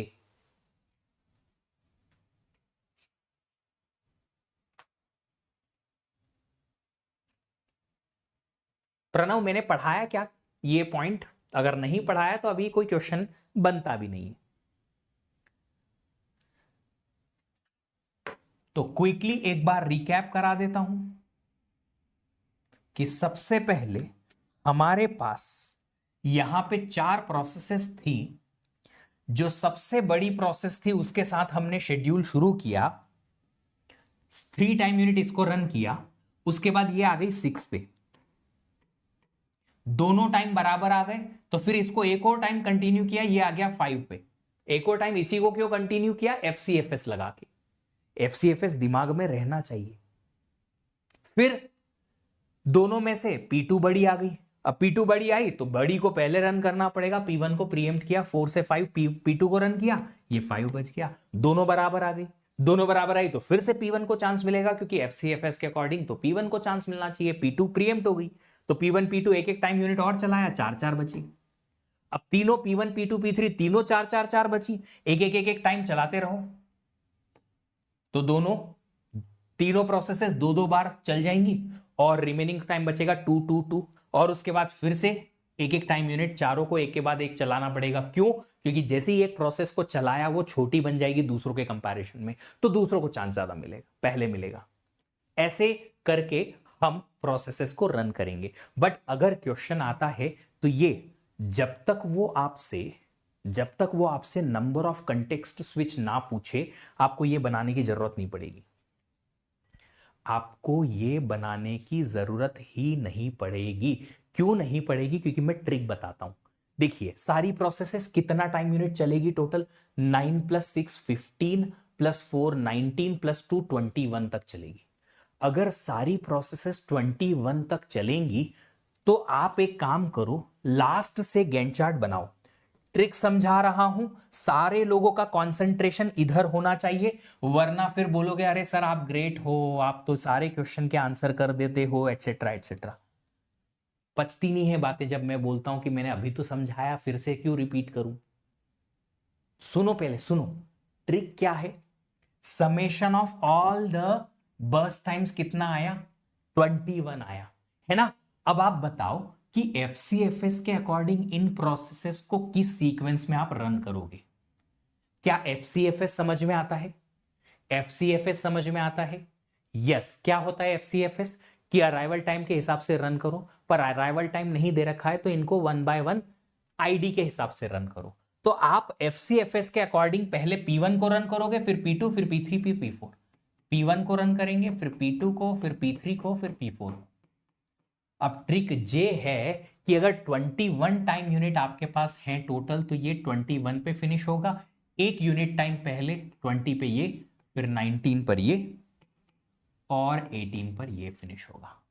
बस एक एक टाइम यूनिट पीछे कर लो, ये काम हो गया। 17 18 19 20। अरे इट्स ओके बेटा, आपकी गलती नहीं है। होता क्या है ना, आप लोग एक्सपेक्ट करते हो कि सर हम पे आप थोड़ा सा कंसंट्रेट करो क्योंकि आपको लर्निंग करनी है, आप सीरियस हो। बट उस केस में होता क्या है ना, हर बार मैं 1-on-1 नहीं कर पाता हूं, इसलिए प्रॉब्लम आती है। मेरा जो 1-on-1 है आपके साथ नहीं हो सकता ना, इसलिए, क्योंकि आपके लिए मैं अकेला हूं। आपकी मैपिंग है 1-to-1 की, मेरे साथ मैप 1-to-many, और many में भी थाउजेंड्स ऑफ बच्चे हैं, इसलिए थोड़ी मुश्किल हो जाती है। क्या बात समझ में आई? अराइवल टाइम अलग होता तो अराइवल टाइम के हिसाब से हम बनाते गैंट चार्ट, अभी तो 0 है ना। तो अराइवल टाइम के हिसाब से हमने अलग अलग अराइवल टाइम के हिसाब से क्या किया, ये फिनिश कर दिया, खत्म खेल। तो हमने क्या किया, LRTF में एक ट्रिक करी। ये 21 कैसे आया? सम ऑफ ऑल बर्स्ट टाइम्स, जितनी भी प्रोसेसेस के बर्स्ट टाइम का समेशन था 21 पे आया। उसके एक टाइम यूनिट पहले P3 रन होगी, उसके एक टाइम यूनिट पहले P2, और उसके एक टाइम यूनिट पहले P1 फिनिश होगी, खत्म खेल। बस बर्स्ट टाइम सीक्वेंस में ना हो, अरे सीक्वेंस में कहां है, बर्स्ट टाइम कुछ भी हो, कैसे भी हो, बर्स्ट टाइम सीक्वेंस में नहीं भी होंगे चलेगा। तुमको बिना एग्जाम्पल दिए खुद से एग्जाम्पल बनते नहीं है, दैट्स द प्रॉब्लम। पहले बनाओ, सीक्वेंस में नहीं है तो करके देख लो, और फिर देखो कि ऐसा होता है, छोटा एग्जाम्पल ले लो, और फिर मुझसे एक क्वेश्चन पूछोगे सर हमने ऐसा किया तो ऐसा आंसर नहीं आया। क्रॉस क्वेश्चन जो है, क्रॉस क्वेश्चन पहले अपने आप से करो। 3 प्रोसेसेस हैं, P1 P2 P3। P1 arrive हुई 0 पे, P2 अराइव हुई 0 पे, P3 अराइव हुई 0 पे। इसको टाइम चाहिए 3, इसको चाहिए 5 और इसको चाहिए 4। आई डोंट केयर कि इनके बर्स्ट टाइम किस सीक्वेंस में हैं, जैसे भी हैं, अगर तीनों प्रोसेस एक बार में आ चुकी हैं, एक साथ आ चुकी हैं, 5 + 4 9 + 3 12, 12 पे फिनिश होंगी यहां, तो सबसे लास्ट में FCFS के अकॉर्डिंग P3 चलेगा, उसके पहले P2 चलेगा, उसके पहले P1 चलेगा। ये आएगा गैंट चार्ट। आप कुछ भी करके देख लो, आप कुछ भी करके देख लो, ऐसा ही होगा। सारी प्रोसेसेस का समेशन, बर्स्ट टाइम का समेशन आया 12, ये रखा 12, उसके एक एक यूनिट पहले हमने प्रोसेसेस को रन कर दिया जिस सीक्वेंस में उनका बर्स्ट टाइम था, सॉरी उनका FCFS सीक्वेंस था वो। पहले ट्रिक समझो, मैं समझा रहा हूं वो इफ बट जो है वो मेरे को सब पता है। जितनी भी एनालिसिस तुम क्वेश्चन करके पूछ रहे हो ना, वो सारी एनालिसिस का आंसर है मेरे पास, बट वो तब आएगा ना जब आगे स्टेप बढ़ाएंगे। अभी करंट वाली मूवी तो समझो। तुमको ये ऐसे क्वेश्चन देख के ना मेरे को अपने दोस्तों की याद आती है, जब दोस्त लोग जबरदस्ती बुलाते थे यार पिक्चर देखने चलते हैं, मैं बोलता था मैं देख के आ गया, ये मूवी पता है मेरे को, नहीं नहीं तू चल, हम टिकट देंगे तू चल। फिर बिठाते थे पास में और पूछते थे अब क्या होगा आगे, ये मर जाएगा क्या, ये इसके घर पहुंच जाएगा क्या, ये इसको मिल जाएगा क्या। यार अगर मेरे से क्वेश्चन पूछना है तो फिर तुम मूवी मत देखो, मैं ऐसे ही बता दूंगा स्टोरी घर के घर में, और अगर मूवी देखनी है तो मेरे को छोड़ दो, है ना। तो पहले एक चीज तो समझ में आई, सारी प्रोसेसेस का अगर अराइवल टाइम 0 है तो आपका कंप्लीशन ऐसा बनेगा।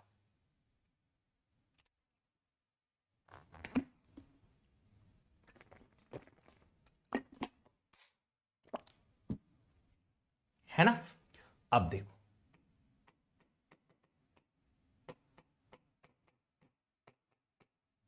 तीन प्रोसेसेस हैं, ये रहा इनका अराइवल टाइम,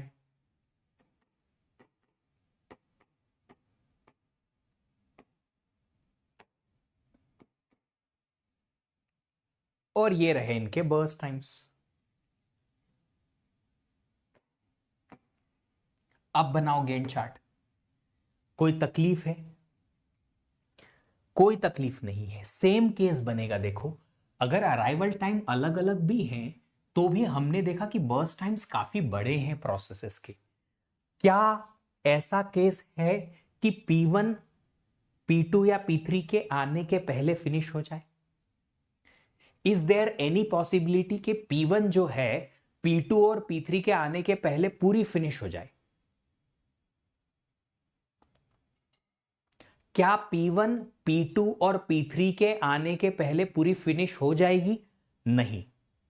ठीक है, बाद में P2 आ रही है, क्या P2 सॉरी P3 आ रही है बाद में, क्या P3 P2 के आने के पहले, सॉरी उल्टा बोलना चाहिए, P2 क्या P3 के आने के पहले फिनिश हो सकती है?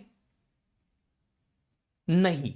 अगर नहीं तो फिर जिस सीक्वेंस में प्रोसेसेस आई हैं उसी सीक्वेंस में आखिरी में वो रन होंगी, कुछ भी कर लो। मैं उसका भी काउंटर एग्जांपल दूंगा कि अगर किसी दूसरी प्रोसेस के आने के पहले एक प्रोसेस फिनिश हो जाती तो क्या होता, आई टेल यू। बट अभी सुनो कि अगर हमारी तीनों प्रोसेसेस के आने के पहले कोई भी प्रोसेस फिनिश नहीं होती है तो ये केस बनेगा। और ये केस क्या है? इस केस में गैंट चार्ट कैसा बनेगा? 18 6 24 15 दूना, अच्छा ऐसे कर लेते, 15 दूना 30, 31 32 33 39, ये 39 पे जाएगा। उसके पहले 38 और उसके पहले 37। कौन सी प्रोसेस कब फिनिश हो रही है, क्या मुझे बता सकते हो? अब देखो FCFS के अकॉर्डिंग पहले इसका अराइवल है तो पहले P1 फिनिश होगी, फिर अराइवल P2 का है तो ये, और उसके बाद अराइवल है P3 का तो ये। 37 38 39 ये सिर्फ और सिर्फ LRTF ही है, only LRTF।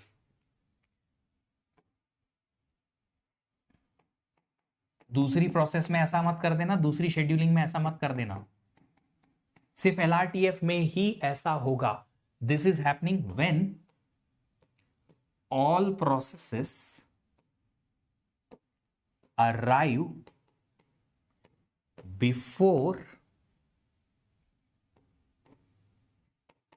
any process completes। कोई भी प्रोसेस के कंप्लीट होने के पहले सारी प्रोसेस अराइव हो जाती हैं तो ऐसा होगा। ठीक है, अब दूसरा एग्जाम्पल लेते हैं जी।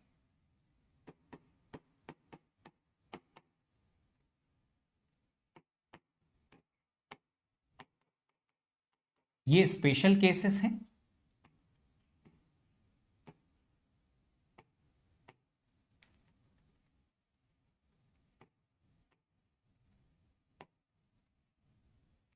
अब देखो ये वाला स्पेशल केस है, रिपीट प्लीज प्लीज प्लीज, क्या रिपीट करना है इसमें, इसमें रिपीट क्या करना है ये तो बताओ, इसमें रिपीट क्या करना है,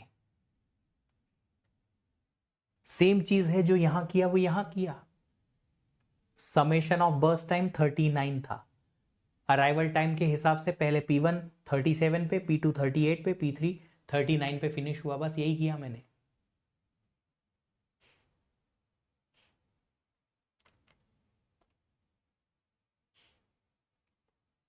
ये डिफरेंट है, क्यों डिफरेंट है आप देखिएगा जरा कि P3 आती है 0 पे और टाइम यूनिट सिर्फ 2 लेती है। जब P3 को सबसे पहले सीपीयू मिलेगा 2 टाइम यूनिट के लिए, तब P3 पूरी फिनिश हो जाएगी, पूरी finish, before any other process comes. अगर दूसरी प्रोसेस के आने के पहले कोई एक प्रोसेस फिनिश हो जाएगी तो उस केस में अपना वाला लॉजिक यहां काम नहीं करेगा। फिर अब आपको 0 टाइम यूनिट पर P3 रन करना है, 2 टाइम यूनिट तक ये पूरा फिनिश हो जाएगा। अब 2 टाइम यूनिट पर P2 आता है, 1 टाइम यूनिट चला, 2 टाइम यूनिट चला, कितने टाइम यूनिट चलाओगे कि क्या ये P1 के आने के पहले फिनिश हो जाएगा, क्या P2 P1 के आने के पहले फिनिश हो जाएगा, क्या नहीं, P2 P1 के आने के पहले फिनिश नहीं होगा, नहीं होगा। क्यों? क्योंकि P2 1 टाइम यूनिट चलेगा 5, इसका रिमेनिंग टाइम बचेगा और तब तक P3 आ जाएगा। देखो P2 से लेके 3 चला, 2 से लेके 3 चला, रिमेनिंग इज 5 और P1 आ गया। P1 अगर आ गया है, दोनों प्रोसेसेस अब हैं, तो अगर दोनों प्रोसेसेस रहेंगी तो ये लास्ट तक चलेंगी दोनों 1-1 टाइम यूनिट। यस, तो कितना 12 तक चलेगा। सबसे लास्ट अराइव प्रोसेस P1 है, उसके पहले की P2 है। ऐसा गैंट चार्ट बनेगा।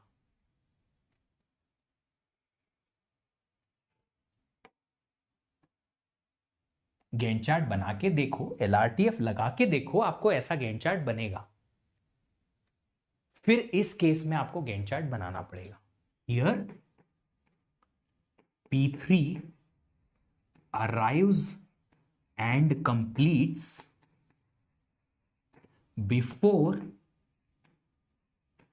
any other process arrives।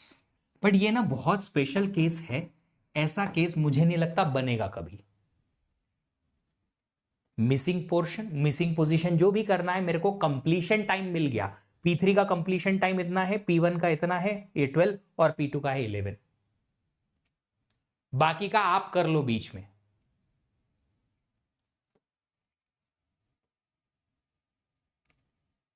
P2 को जब आप चलाओगे तो 2 टाइम यूनिट चलेगा अप टू 4, और P1 और P2 का दोनों का बराबर बराबर टाइम यूनिट हो जाएगा 4-4, तो एक एक एक एक टाइम चलता रहेगा।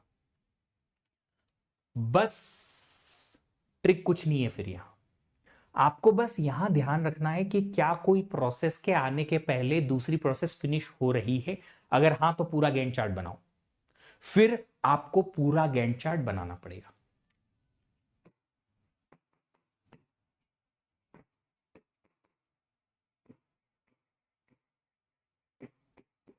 अदरवाइज आप ये वाली ट्रिक लगा सकते हो। कुछ भी हो सकता है के लिए फुल गैंट चार्ट बनाना पड़ेगा। जी हां, अभी तक जो हमने ये ट्रिक देखी है ये हमारे लिए हेल्पफुल होगी जब हमें सिर्फ और सिर्फ क्या करना है, सिर्फ और सिर्फ हमें फिनिशिंग टाइम या कंप्लीशन टाइम देखना है, ताकि वहां से टर्न अराउंड टाइम और वेटिंग टाइम निकाल पाए। अगर इन्होंने कंटेक्स्ट स्विच पूछ लिया तो फिर आप मरे, आपको पूरा गैंट चार्ट बनाना ही पड़ेगा। अगर आपको उन्होंने नंबर ऑफ कंटेक्स्ट स्विच पूछ लिए तो गड़बड़ हो जाएगी, फिर आपको पूरा गैंट चार्ट बनाना पड़ेगा। तो पूरा गैंट चार्ट नहीं बनाना है, सिर्फ इन केस में कि अगर हमें कंप्लीशन टाइम या टर्न अराउंड टाइम या वेटिंग टाइम ही चाहिए, क्योंकि एक बार कंप्लीशन टाइम मिल गया उसके बाद टेबल में एंट्री फिल करनी है, फिर हमको गैंट चार्ट नहीं देखना। पर यह वाली ट्रिक कब काम करेगी, जब हमारी कोई प्रोसेस फिनिश हो, उसके पहले सारी प्रोसेसेस आ जाए, तो हम सारी प्रोसेसेस को एक एक करके यहां फिनिश कर लेंगे। बट यहां इस केस में मैंने कहा था कि P3 को टाइम लगता है 2 टाइम यूनिट और वो 0 पे आ जाती है। उसको जैसे ही 2 टाइम यूनिट हमने रन कराया, दूसरी कोई प्रोसेस 2 तक आई नहीं थी, उसके पहले आई नहीं थी। 2 पर P2 आई, पर उसके पहले P3 पूरी फिनिश हो गई, तो इसका कंप्लीशन टाइम अलग होगा। इसलिए आप P3 को यहां फिनिश नहीं करेंगे, इसकी वजह से आपको गैंट चार्ट पूरा बनाना पड़ेगा।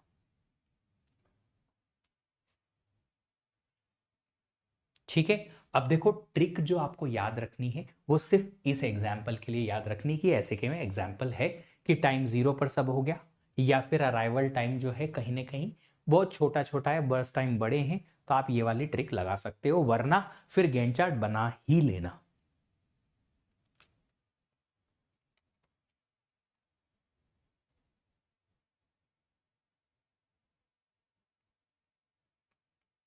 चलो अब ये क्वेश्चन देखो एक जरा। आज तक ऐसा क्वेश्चन आया है गेट में, पहले ये क्वेश्चन का आंसर करो, उसके बाद बात करेंगे। देखो किसी भी चीज से क्वेश्चन आए हैं तभी उससे क्वेश्चन आएगा, ये गारंटी हम नहीं कर सकते। कभी कभी टीचर के अपने एंटीसिपेशन भी होते हैं कि हो सकता है इससे अगले कुछ 1-2 साल में क्वेश्चन बन जाए, उसलिए भी आपको ये पढ़ाई जाती है एल्गोरिदम्स कुछ।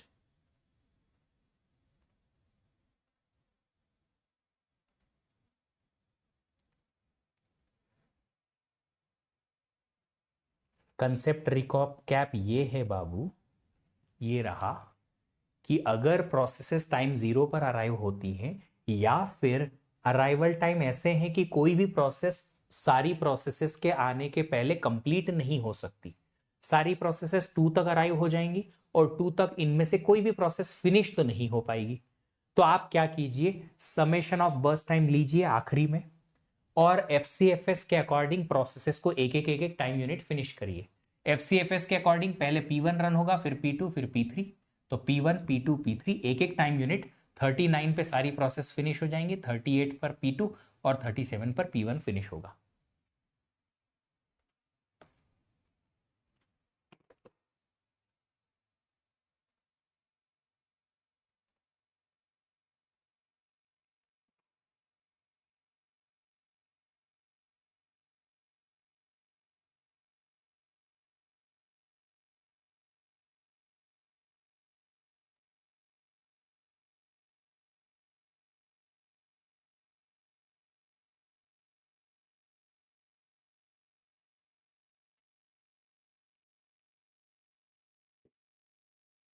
देखो कंसीडर 3 प्रोसेसेस, आईडी है 0 1 2,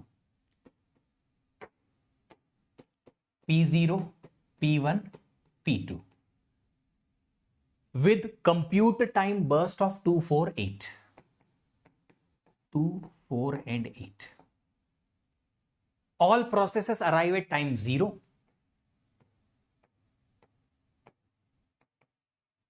consider the longest remaining time first algorithm, ties are broken by given priority to process with lowest process id, क्योंकि अराइवल टाइम सेम है इसलिए डायरेक्ट आईडी की बात की उन्होंने। The average turn around time is, turn around time के लिए हमें सिर्फ कंप्लीशन देखना है, जस्ट बिकॉज सारी प्रोसेसेस टाइम 0 पर अराइव हुई हैं, तो आखिरी में रन होगा P0 फिर P1 और P2 इस तरीके से। 8 4 12 और 2 14, 14 पर P2 फिनिश होगा, ये 13 पर, ये 12 पर, बस कंप्लीशन टाइम आ गया, यहां से कंप्लीशन टाइम आ गया, फिर वहां से टर्न अराउंड टाइम हम निकाल सकते हैं। कंप्लीशन टाइम इस P1 P0 का है 12, 13 और 14, turn around time same to same आएंगे क्योंकि अराइवल टाइम 0 है। एवरेज टर्न अराउंड टाइम जो होगा 12 plus 13 plus 14 divide by 3, answer is 13 और ऑप्शन ए इज करेक्ट।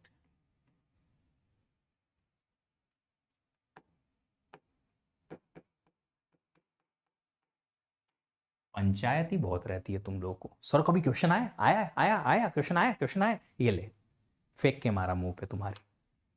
अब लो कैच करो, गेट का ही PYQ है। ठीक है चलिए, अगली एल्गोरिदम है HRRN। Okay, before HRRN same problem जो हम यहां पे भी लिख सकते हैं, एडवांटेज कोई नहीं, नन, कोई एडवांटेज नहीं है इस एल्गोरिदम का। डिसएडवांटेज सारे के सारे हैं यहां भी।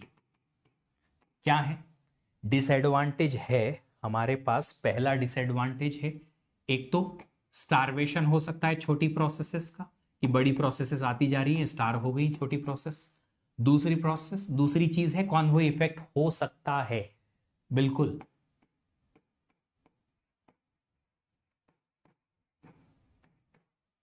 फिर तीसरी चीज यहां पे वो ये है, प्रैक्टिकल भी नहीं है। इसको हम नहीं भी पढ़ाएंगे तो भी चलेगा, पर फिर भी करा दिया क्योंकि गेट में आया है। चलिए, हमने एक चीज देखी, स्टारवेशन।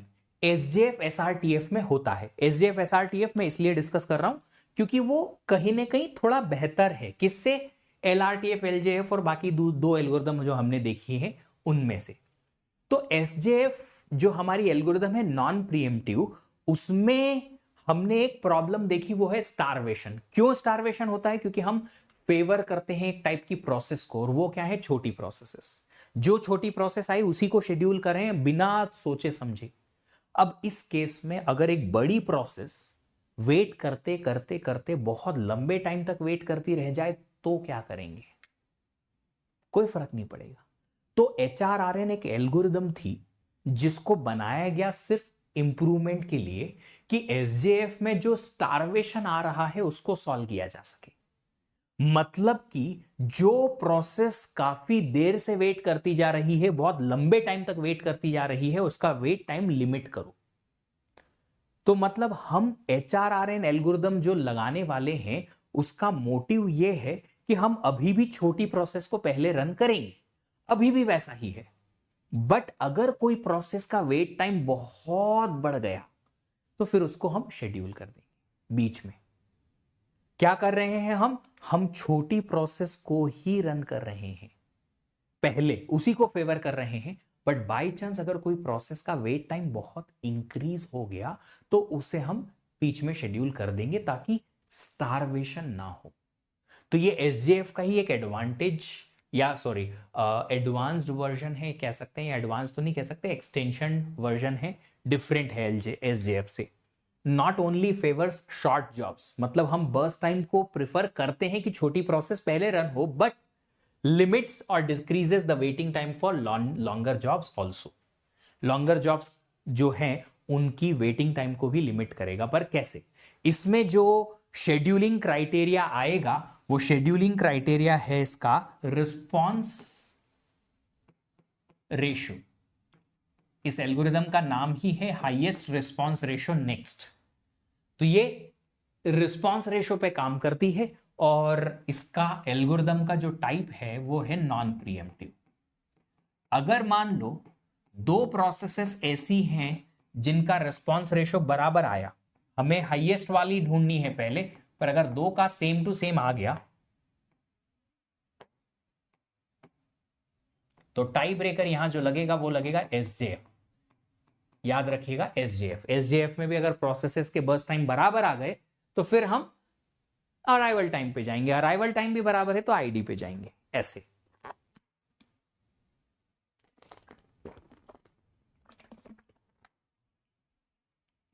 हाँ जी, अब रिस्पॉन्स रेशियो निकलता कैसे? प्रोसेस का अभी तक का waiting time plus burst time divide by burst time. S is service time या बर्स्ट टाइम। तो रिस्पॉन्स रेशियो निकालेंगे प्रोसेस के अभी तक का waiting time plus burst time divide by burst time process का। ठीक है, चलो एक काम करते हैं, एक क्वेश्चन सॉल्व करते हैं। ये है हमारे पास एक क्वेश्चन। अब इस क्वेश्चन को हम पहले एसजेएफ के लिए सॉल्व करते हैं ताकि हम डिफरेंस समझ पाए कि एसजेएफ और इसमें क्या डिफरेंस आएगा।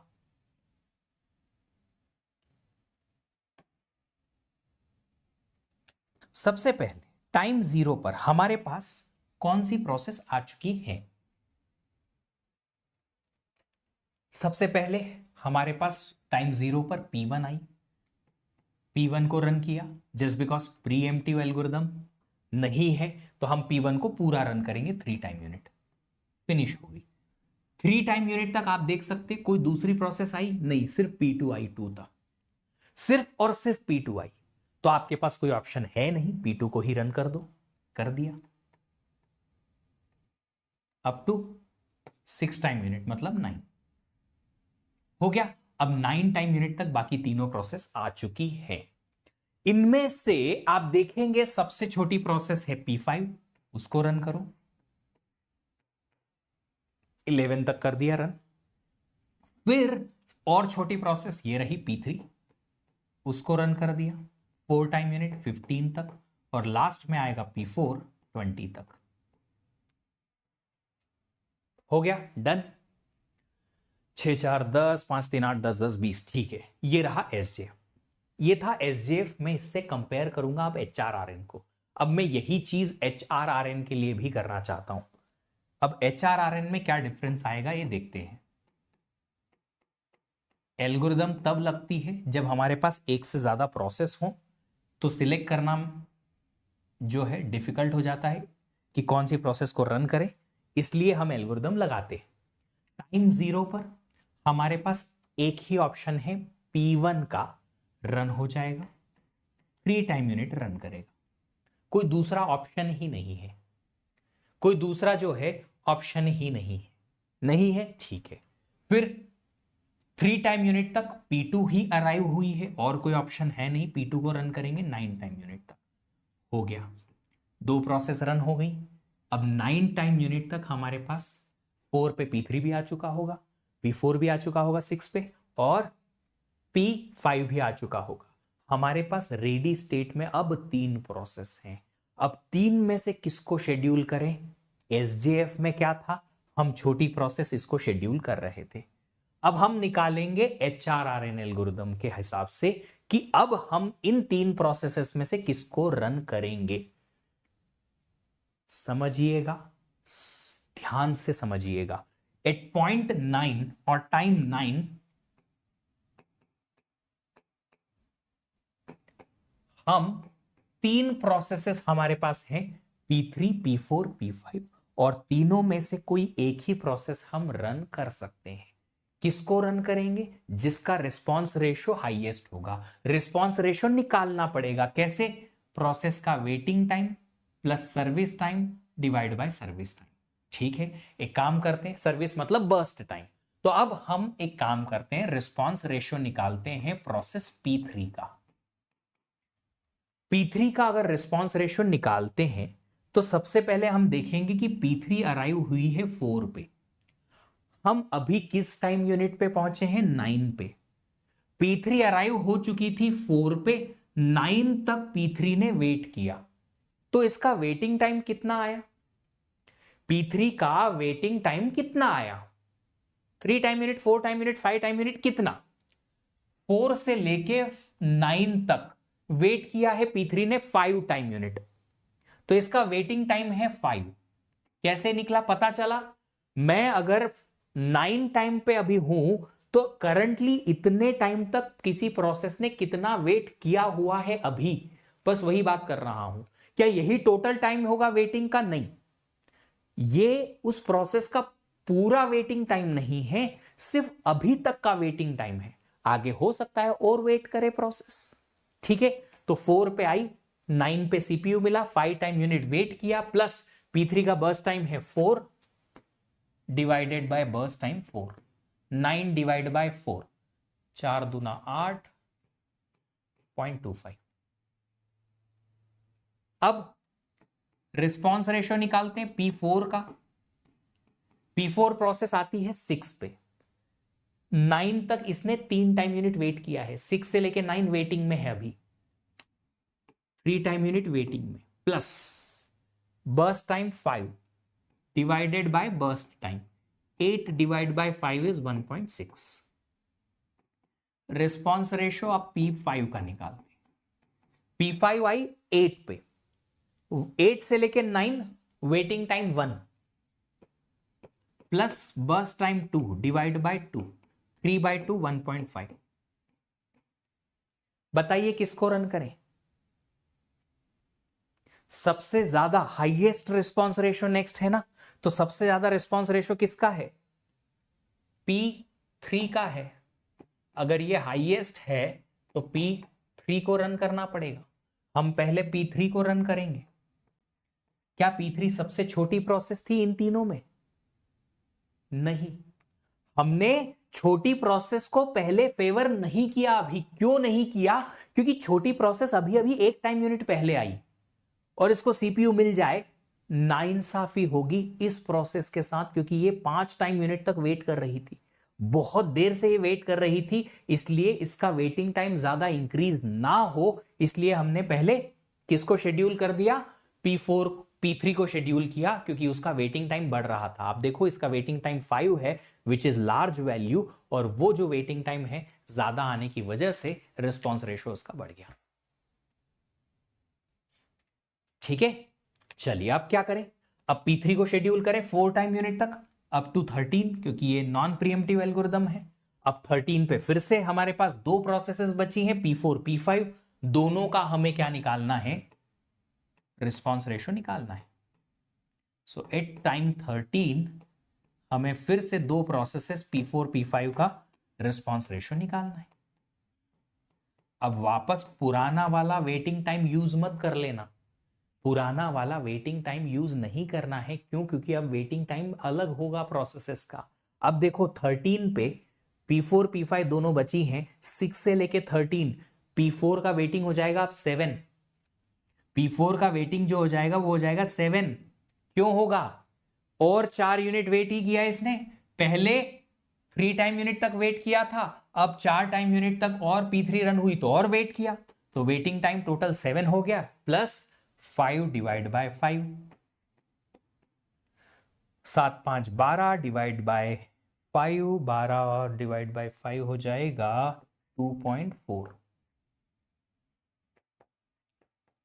P5 का देख लेते हैं, 8 पे आई, 8 पे आई, 13 तक 5 टाइम यूनिट वेट किया, प्लस 2 डिवाइड बाय 2, कितना हो गया ये? 7 डिवाइड बाय 2 3.5। अब किस प्रोसेस का रिस्पॉन्स रेशियो ज्यादा आया? P5 का आया, हाईएस्ट आया। तो अगर ये हाईएस्ट है तो फिर P5 को हम रन कर देंगे। P5 को हमने रन किया, 2 टाइम यूनिट चलाया 15 तक, उसके बाद सिर्फ एक ही प्रोसेस बची है, आपको रिस्पॉन्स रेशियो निकालने की जरूरत नहीं है, उसी को आप रन कर देंगे। हमने इसको SJF से इसलिए कंपेयर किया क्योंकि ये SJF की ही एक कमी को सॉल्व करते हैं एल्गोरिदम, और वो कमी क्या है? स्टारवेशन दूर कर देती है SJF का। मतलब ये SJF की तरह ही काम करती है, पर अगर एक प्रोसेस बहुत देर तक वेट करती रह जाए तो फिर उसको पहले शेड्यूल कर देती है।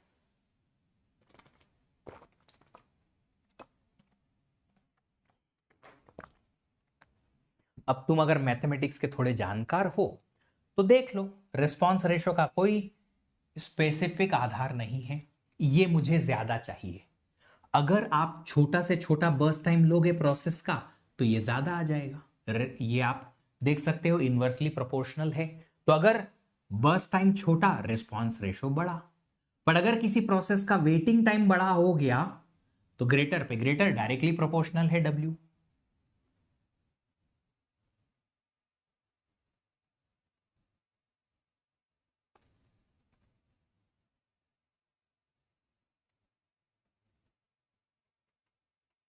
ठीक है, चलिए अब इसके एडवांटेज में हम एक चीज लिख सकते हैं, वो क्या है?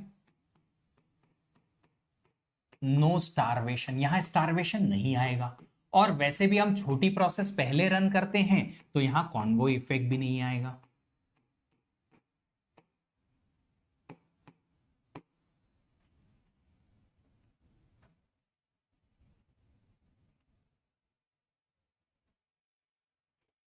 इसका टाई ब्रेकर FCFS है। हाँ जी, अगर नहीं बताया है हमने तो टाई ब्रेकर हमने SJF बताया है, FCFS नहीं। दो प्रोसेसेस में जिसका बर्स्ट टाइम छोटा है उसको पहले रन करेंगे, बर्स्ट टाइम भी बराबर आया तो अराइवल टाइम भी बराबर आया तो ID। SJF है इसका टाई ब्रेकर। इसका डिसएडवांटेज भी है, वो क्या है? सबसे पहले तो प्रैक्टिकल नहीं है। क्यों नहीं है? क्योंकि बर्स्ट टाइम चाहिए रिस्पॉन्स रेशियो टैग चेक करने के लिए, और वो हो ही नहीं सकता, प्रैक्टिकल नहीं है ये एल्गोरिदम। एक बड़ा डिसएडवांटेज यही है इसका। अब इस पे ना सालों साल कोई क्वेश्चन ऐसा सच आया नहीं। अब क्वेश्चन नहीं आया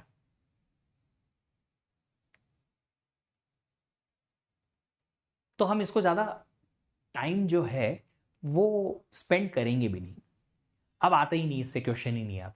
क्वेश्चन जो आते हैं आपके सबसे पहले एफसीएफएस से आएगा, एसजेएफ एसआरटीएफ से आएगा, प्रायोरिटी बेस्ड एल्गोरिदम से आएगा, या फिर आरआर राउंड रॉबिन से आएगा। ठीक है, चलिए नेक्स्ट एल्गोरिदम है हमारे पास प्रायोरिटी बेस्ड एल्गोरिदम। अब प्रायोरिटी बेस्ड एल्गोरिदम में ना बहुत ज्यादा अलग कुछ है नहीं, क्योंकि अगर आपने एसजेएफ और एसआरटीएफ कर लिया है तो ये आपको अब इजी लगेगा, क्योंकि ये एग्जैक्टली बस एसजेएफ एसआरटीएफ की तरह ही बिहेव करती है। इसमें क्राइटेरिया क्या होता है,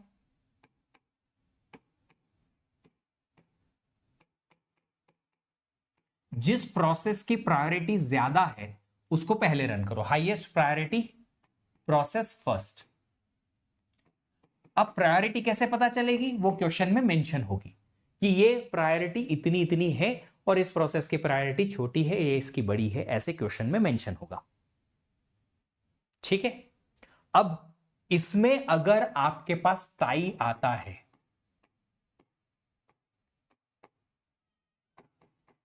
कि दो प्रोसेस की प्रायोरिटी बराबर आ गई, ये सिर्फ और सिर्फ आपको टेस्ट सीरीज या किसी ना किसी इंस्टीट्यूट के बनाए हुए क्वेश्चन में दिखेगा, किसी भी आईआईटी या आईआईएससीएन के बनाए हुए क्वेश्चन में नहीं दिख सकता। क्यों? क्योंकि ऐसा कभी भी नहीं होगा कि दो प्रोसेसेस की प्रायोरिटी बराबर आ गई।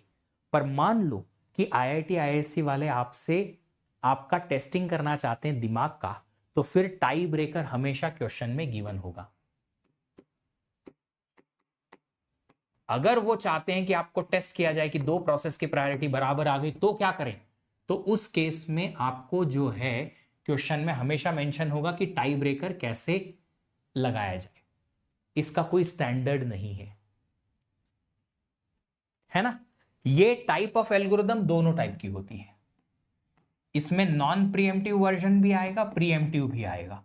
अब नॉन प्रीएम्प्टिव लगाना है कि प्रीएम्प्टिव लगाना है, कोई डिफॉल्ट केस कोई डिफॉल्ट केस नहीं, सब कुछ क्वेश्चन में मेंशन होता है। हर चीज क्वेश्चन में मेंशन होती है। गेट के क्वेश्चन में कभी भी आपको ऐसी फालतू की चीजें टेस्ट करने के लिए नहीं बोला जाता, सब कुछ गिवन होता है। अब अगर मैंने आपको बोला कि दो प्रोसेस हैं P1 और P2, इनकी प्रायोरिटी दे रखी है, P1 की प्रायोरिटी है 6, P2 की प्रायोरिटी है 3, बताइए किसकी प्रायोरिटी हाईएस्ट है? कौन हायर प्रायोरिटी की प्रोसेस है, P1 है कि P2 है? P1 हाईएस्ट प्रायोरिटी की प्रोसेस है कि P2 हाईएस्ट प्रायोरिटी की प्रोसेस है? ये देखो अलग अलग आंसर आए, P1 है P2 है।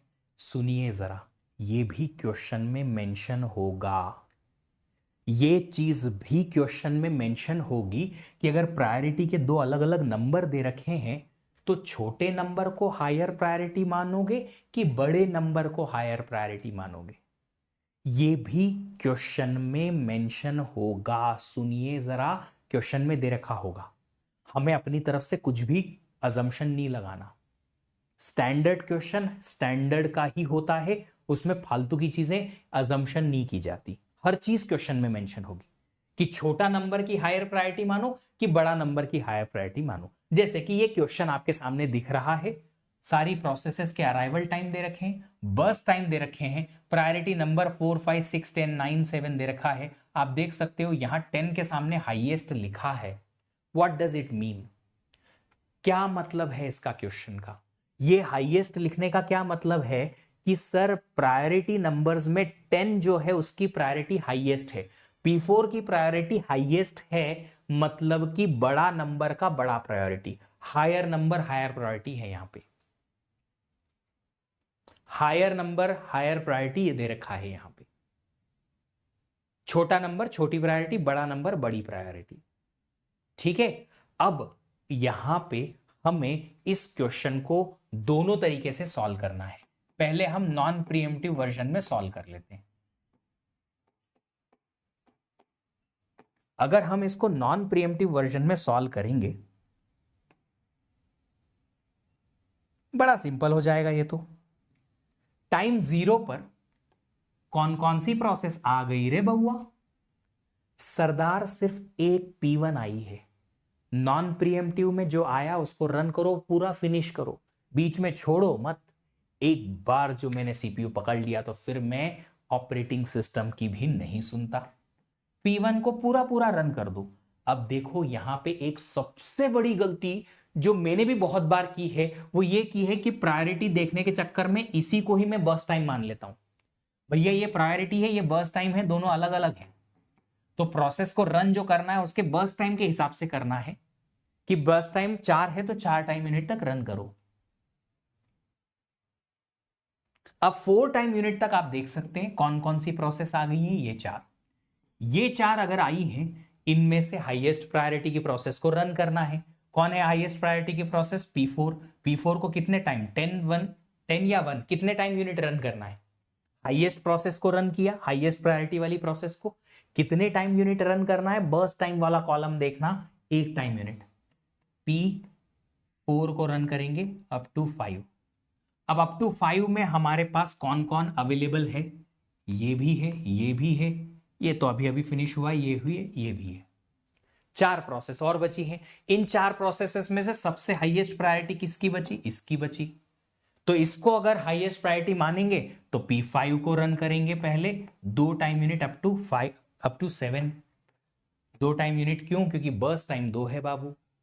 फिर नेक्स्ट हाईएस्ट प्रायोरिटी कौन सी है? ये वाली। बर्स्ट टाइम इसका 6 है, P6 को रन करेंगे 6 टाइम यूनिट अप टू 13।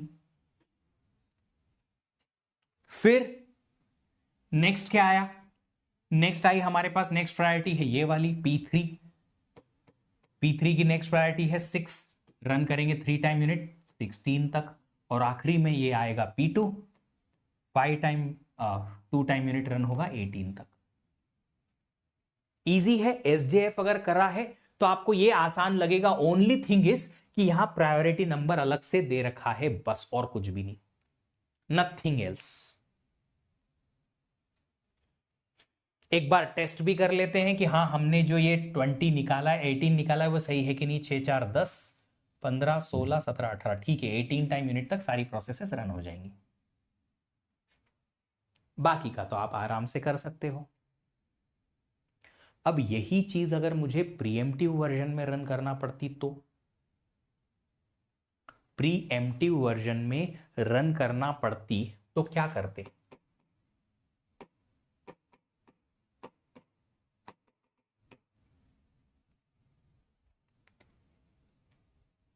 अगर कोई प्रोसेस करंटली रन कर रही है और बाद में आती है एक प्रोसेस जिसकी प्रायोरिटी ज्यादा है, तो करंट रनिंग प्रोसेस को हमें प्रीएम्प्ट करना पड़ेगा। करंट रनिंग प्रोसेस जो है उसको प्रीएम्प्ट करना पड़ेगा। वही SRTF वाला खेल। वहां पे हम छोटी प्रोसेस के अराइवल पे बड़ी प्रोसेस को रोक रहे थे, यहां पे प्रायोरिटी चेक करेंगे कि अगर बाद में आने वाली प्रोसेस की प्रायोरिटी ज्यादा है तो उसको रन करेंगे, प्रीएम्प्ट करके छोटी प्रोसेस कम प्रायोरिटी की प्रोसेस। चलिए रन करते हैं। टाइम 0 पर एक ही प्रोसेस अराइव हुई है P1। कोई ऑप्शन ही नहीं है सर। P1 को 1 टाइम यूनिट हमने रन किया, इसका रिमेनिंग टाइम हमारे पास अपडेट हुआ 3। और आप देखिएगा 1 टाइम यूनिट पर एक प्रोसेस आती है P2 जिसकी प्रायोरिटी नंबर है 5। अब हम कंपेयर करेंगे दोनों की प्रायोरिटी को, बस टाइम नहीं, प्रायोरिटी कंपेयर करेंगे। हमने देखा सर 10 हाईएस्ट है, मतलब 5 4 से ग्रेटर है। 5 की प्रायोरिटी ज्यादा, 4 की कम, मतलब P2 जो नई प्रोसेस आई है इसकी प्रायोरिटी ज्यादा है। तो अगर ज्यादा है तो हम क्या करेंगे? P2 को शेड्यूल कर देंगे। P2 को शेड्यूल कर दो, P2 को शेड्यूल कर दिया, 1 टाइम यूनिट रन किया, रिमेनिंग बचा 1 और 2 टाइम यूनिट पर P3 आ गई। अब P3 का प्रायोरिटी देखा, ये दोनों अभी है हमारे पास। P3 की प्रायोरिटी 6। अड़ी बाबा, ये 6 तो 4 5 से भी ग्रेटर है। हायर नंबर, हायर प्रायोरिटी नई प्रोसेस की हायर प्रायोरिटी करंट प्रोसेस को प्रीएम्प्ट कर दो। करंट प्रोसेस को प्रीएम्प्ट कर दो कर दिया और इसको रन करो P3 को, P3 रन होगा एक time unit up to 3, remaining इसका बचा 2 और P4 आ गई 3 पर। देखो नई प्रोसेस जब तक आ जाती है तब तक आप देखो नई प्रोसेस कब आई, 3 पे आई। अब 3 पे आई ये प्रोसेस, ये तो हाईएस्ट प्रायोरिटी की है, इन तीनों को तो बाद में चांस मिलेगा, पहले इसको मिलेगा। तो आप पहले P4 को रन करो, P4 को रन करेंगे एक टाइम यूनिट अप टू 4, क्योंकि एक ही टाइम इसका बर्स्ट टाइम है, खत्म। अब 4 पे ये P5 आ गई, ये 3 अभी भी पेंडिंग में है और ये आ गई। इन 4 में से हाईएस्ट प्रायोरिटी किसकी, P5 की। अब देखो P5 को हम एक टाइम यूनिट रन करेंगे अप टू 5, रिमेनिंग इज 1 और 5 पे एक नई प्रोसेस P6 भी आ गई, ये भी आ गई। अब हमारे पास ये 3 बची हुई हैं, ये दोनों और भी बची हुई हैं। अभी भी नई अराइविंग प्रोसेस जो है उसकी प्रायोरिटी P6 की P5 से ज्यादा नहीं है, तो हम P5 को कंटिन्यू करेंगे, 5 नहीं 6 तक कंटिन्यू कर देंगे और 6 तक ये फिनिश हो जाएगी।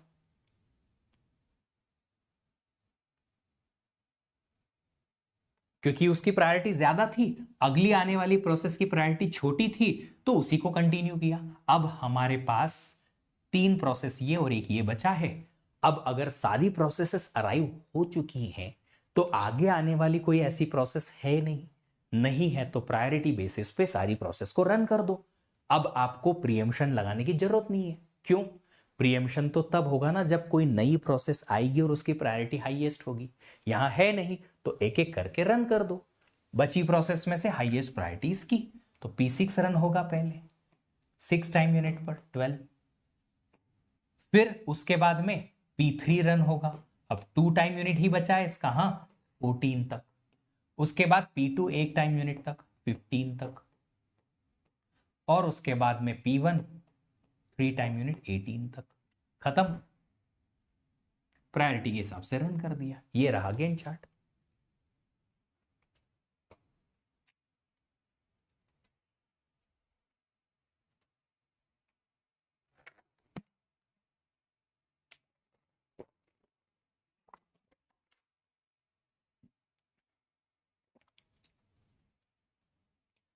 इसमें और एसजेएफ एसआरटीएफ में ज्यादा डिफरेंस है नहीं। अगर आप लोगों को वो समझ में आया है तो ये भी समझ में आएगा, आराम से समझ में आएगा। अब ये एक क्वेश्चन है प्रीएम्प्टिव नॉन प्रीएम्प्टिव दोनों के लिए, आप सॉल्व करके लेके आइए होमवर्क के जैसा, और फिर इसको हम डिस्कस करेंगे फर्दर कि और क्या प्रायोरिटी बेस्ड एल्गोरिथम में स्पेशल है। सॉल्व कर लेना, है ना। प्रायोरिटी बेस्ड एल्गोरिथम की पूरी जो एनालिसिस है थोड़ी बहुत वो, और बाकी की दूसरी डिटेल हम डिस्कस करने वाले हैं, ठीक है। तो कल जो हम डिस्कस करेंगे थोड़ा स्लो चलेंगे कल, क्योंकि राउंड रॉबिन आएगा। राउंड रॉबिन में पहला दिन तो आराम से ही जाता है, तो कल हम प्रायोरिटी की बेसिक छोटी मोटी डिटेल्स डिस्कस करेंगे, फिर राउंड रॉबिन, और जैसे ही सारी एल्गोरिदम फिनिश हो जाएंगी तो इन सारी एल्गोरिदम की बहुत सारी छोटी छोटी एनालिसिस बची हुई है कि ये क्यों, ये कब, प्रीएम्पशन कब नहीं कब होगा, कौन कैसे जैसा क्या कब क्या करेगा। ऐसी बहुत सारे पॉइंट्स हैं जिनको मैं सिस्टमेटिकली आपको एक साथ लिखा दूंगा, ताकि वो सारे पॉइंट एक साथ इकट्ठे आपको दिमाग में बैठ जाए, ठीक है। चलिए, प्रैक्टिकली इंप्लीमेंट कर सकते हैं, बिल्कुल इसको इंप्लीमेंट कर सकते हैं, बट इसको प्रीएम्प्टिव वर्जन को कर सकते हैं, नॉन प्रीएम्प्टिव को नहीं करेंगे। इसका प्रीएम्प्टिव वर्जन कर सकते हैं, नॉन प्रीएम्प्टिव नहीं। एल्गोरिथम कितने मार्क्स की आती है? एक क्वेश्चन 2 मार्क का आ जाता है।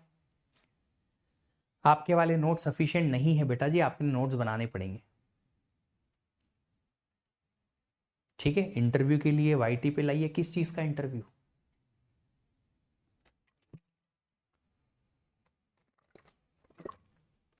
बेटा जो टेस्ट सीरीज अलग से मिलेगी ना, उसमें क्या है ना, 3-4 चैप्टर का एक टॉपिक वाइज टेस्ट होगा और 3-4 चैप्टर का एक टॉपिक वाइज टेस्ट अलग होगा। तो 2 सेक्शन में डिवाइड किया पूरे कोर्स को, एक सेक्शन 2 सेक्शन ऐसे। तो पहले सेक्शन में 5-6 टॉपिक्स या 2-3 चैप्टर होंगे, 50% सिलेबस, दूसरे में 50% सिलेबस, 50% सिलेबस का टेस्ट अलग, 50 का अलग, ऐसे आपको 1-2 टेस्ट मिलेंगे हर एक टॉपिक के, और उसके बाद पूरे सब्जेक्ट के भी 2-3 टेस्ट मिल जाएंगे। ऐसे टेस्ट सीरीज होती है पूरी।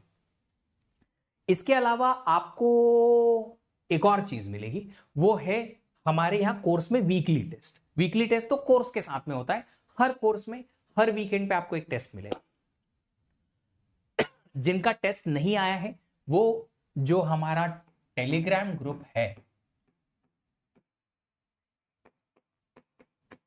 यह है टेलीग्राम ग्रुप, t.me लिख के आप इस पे ग्रुप पे देख लीजिएगा, ठीक है।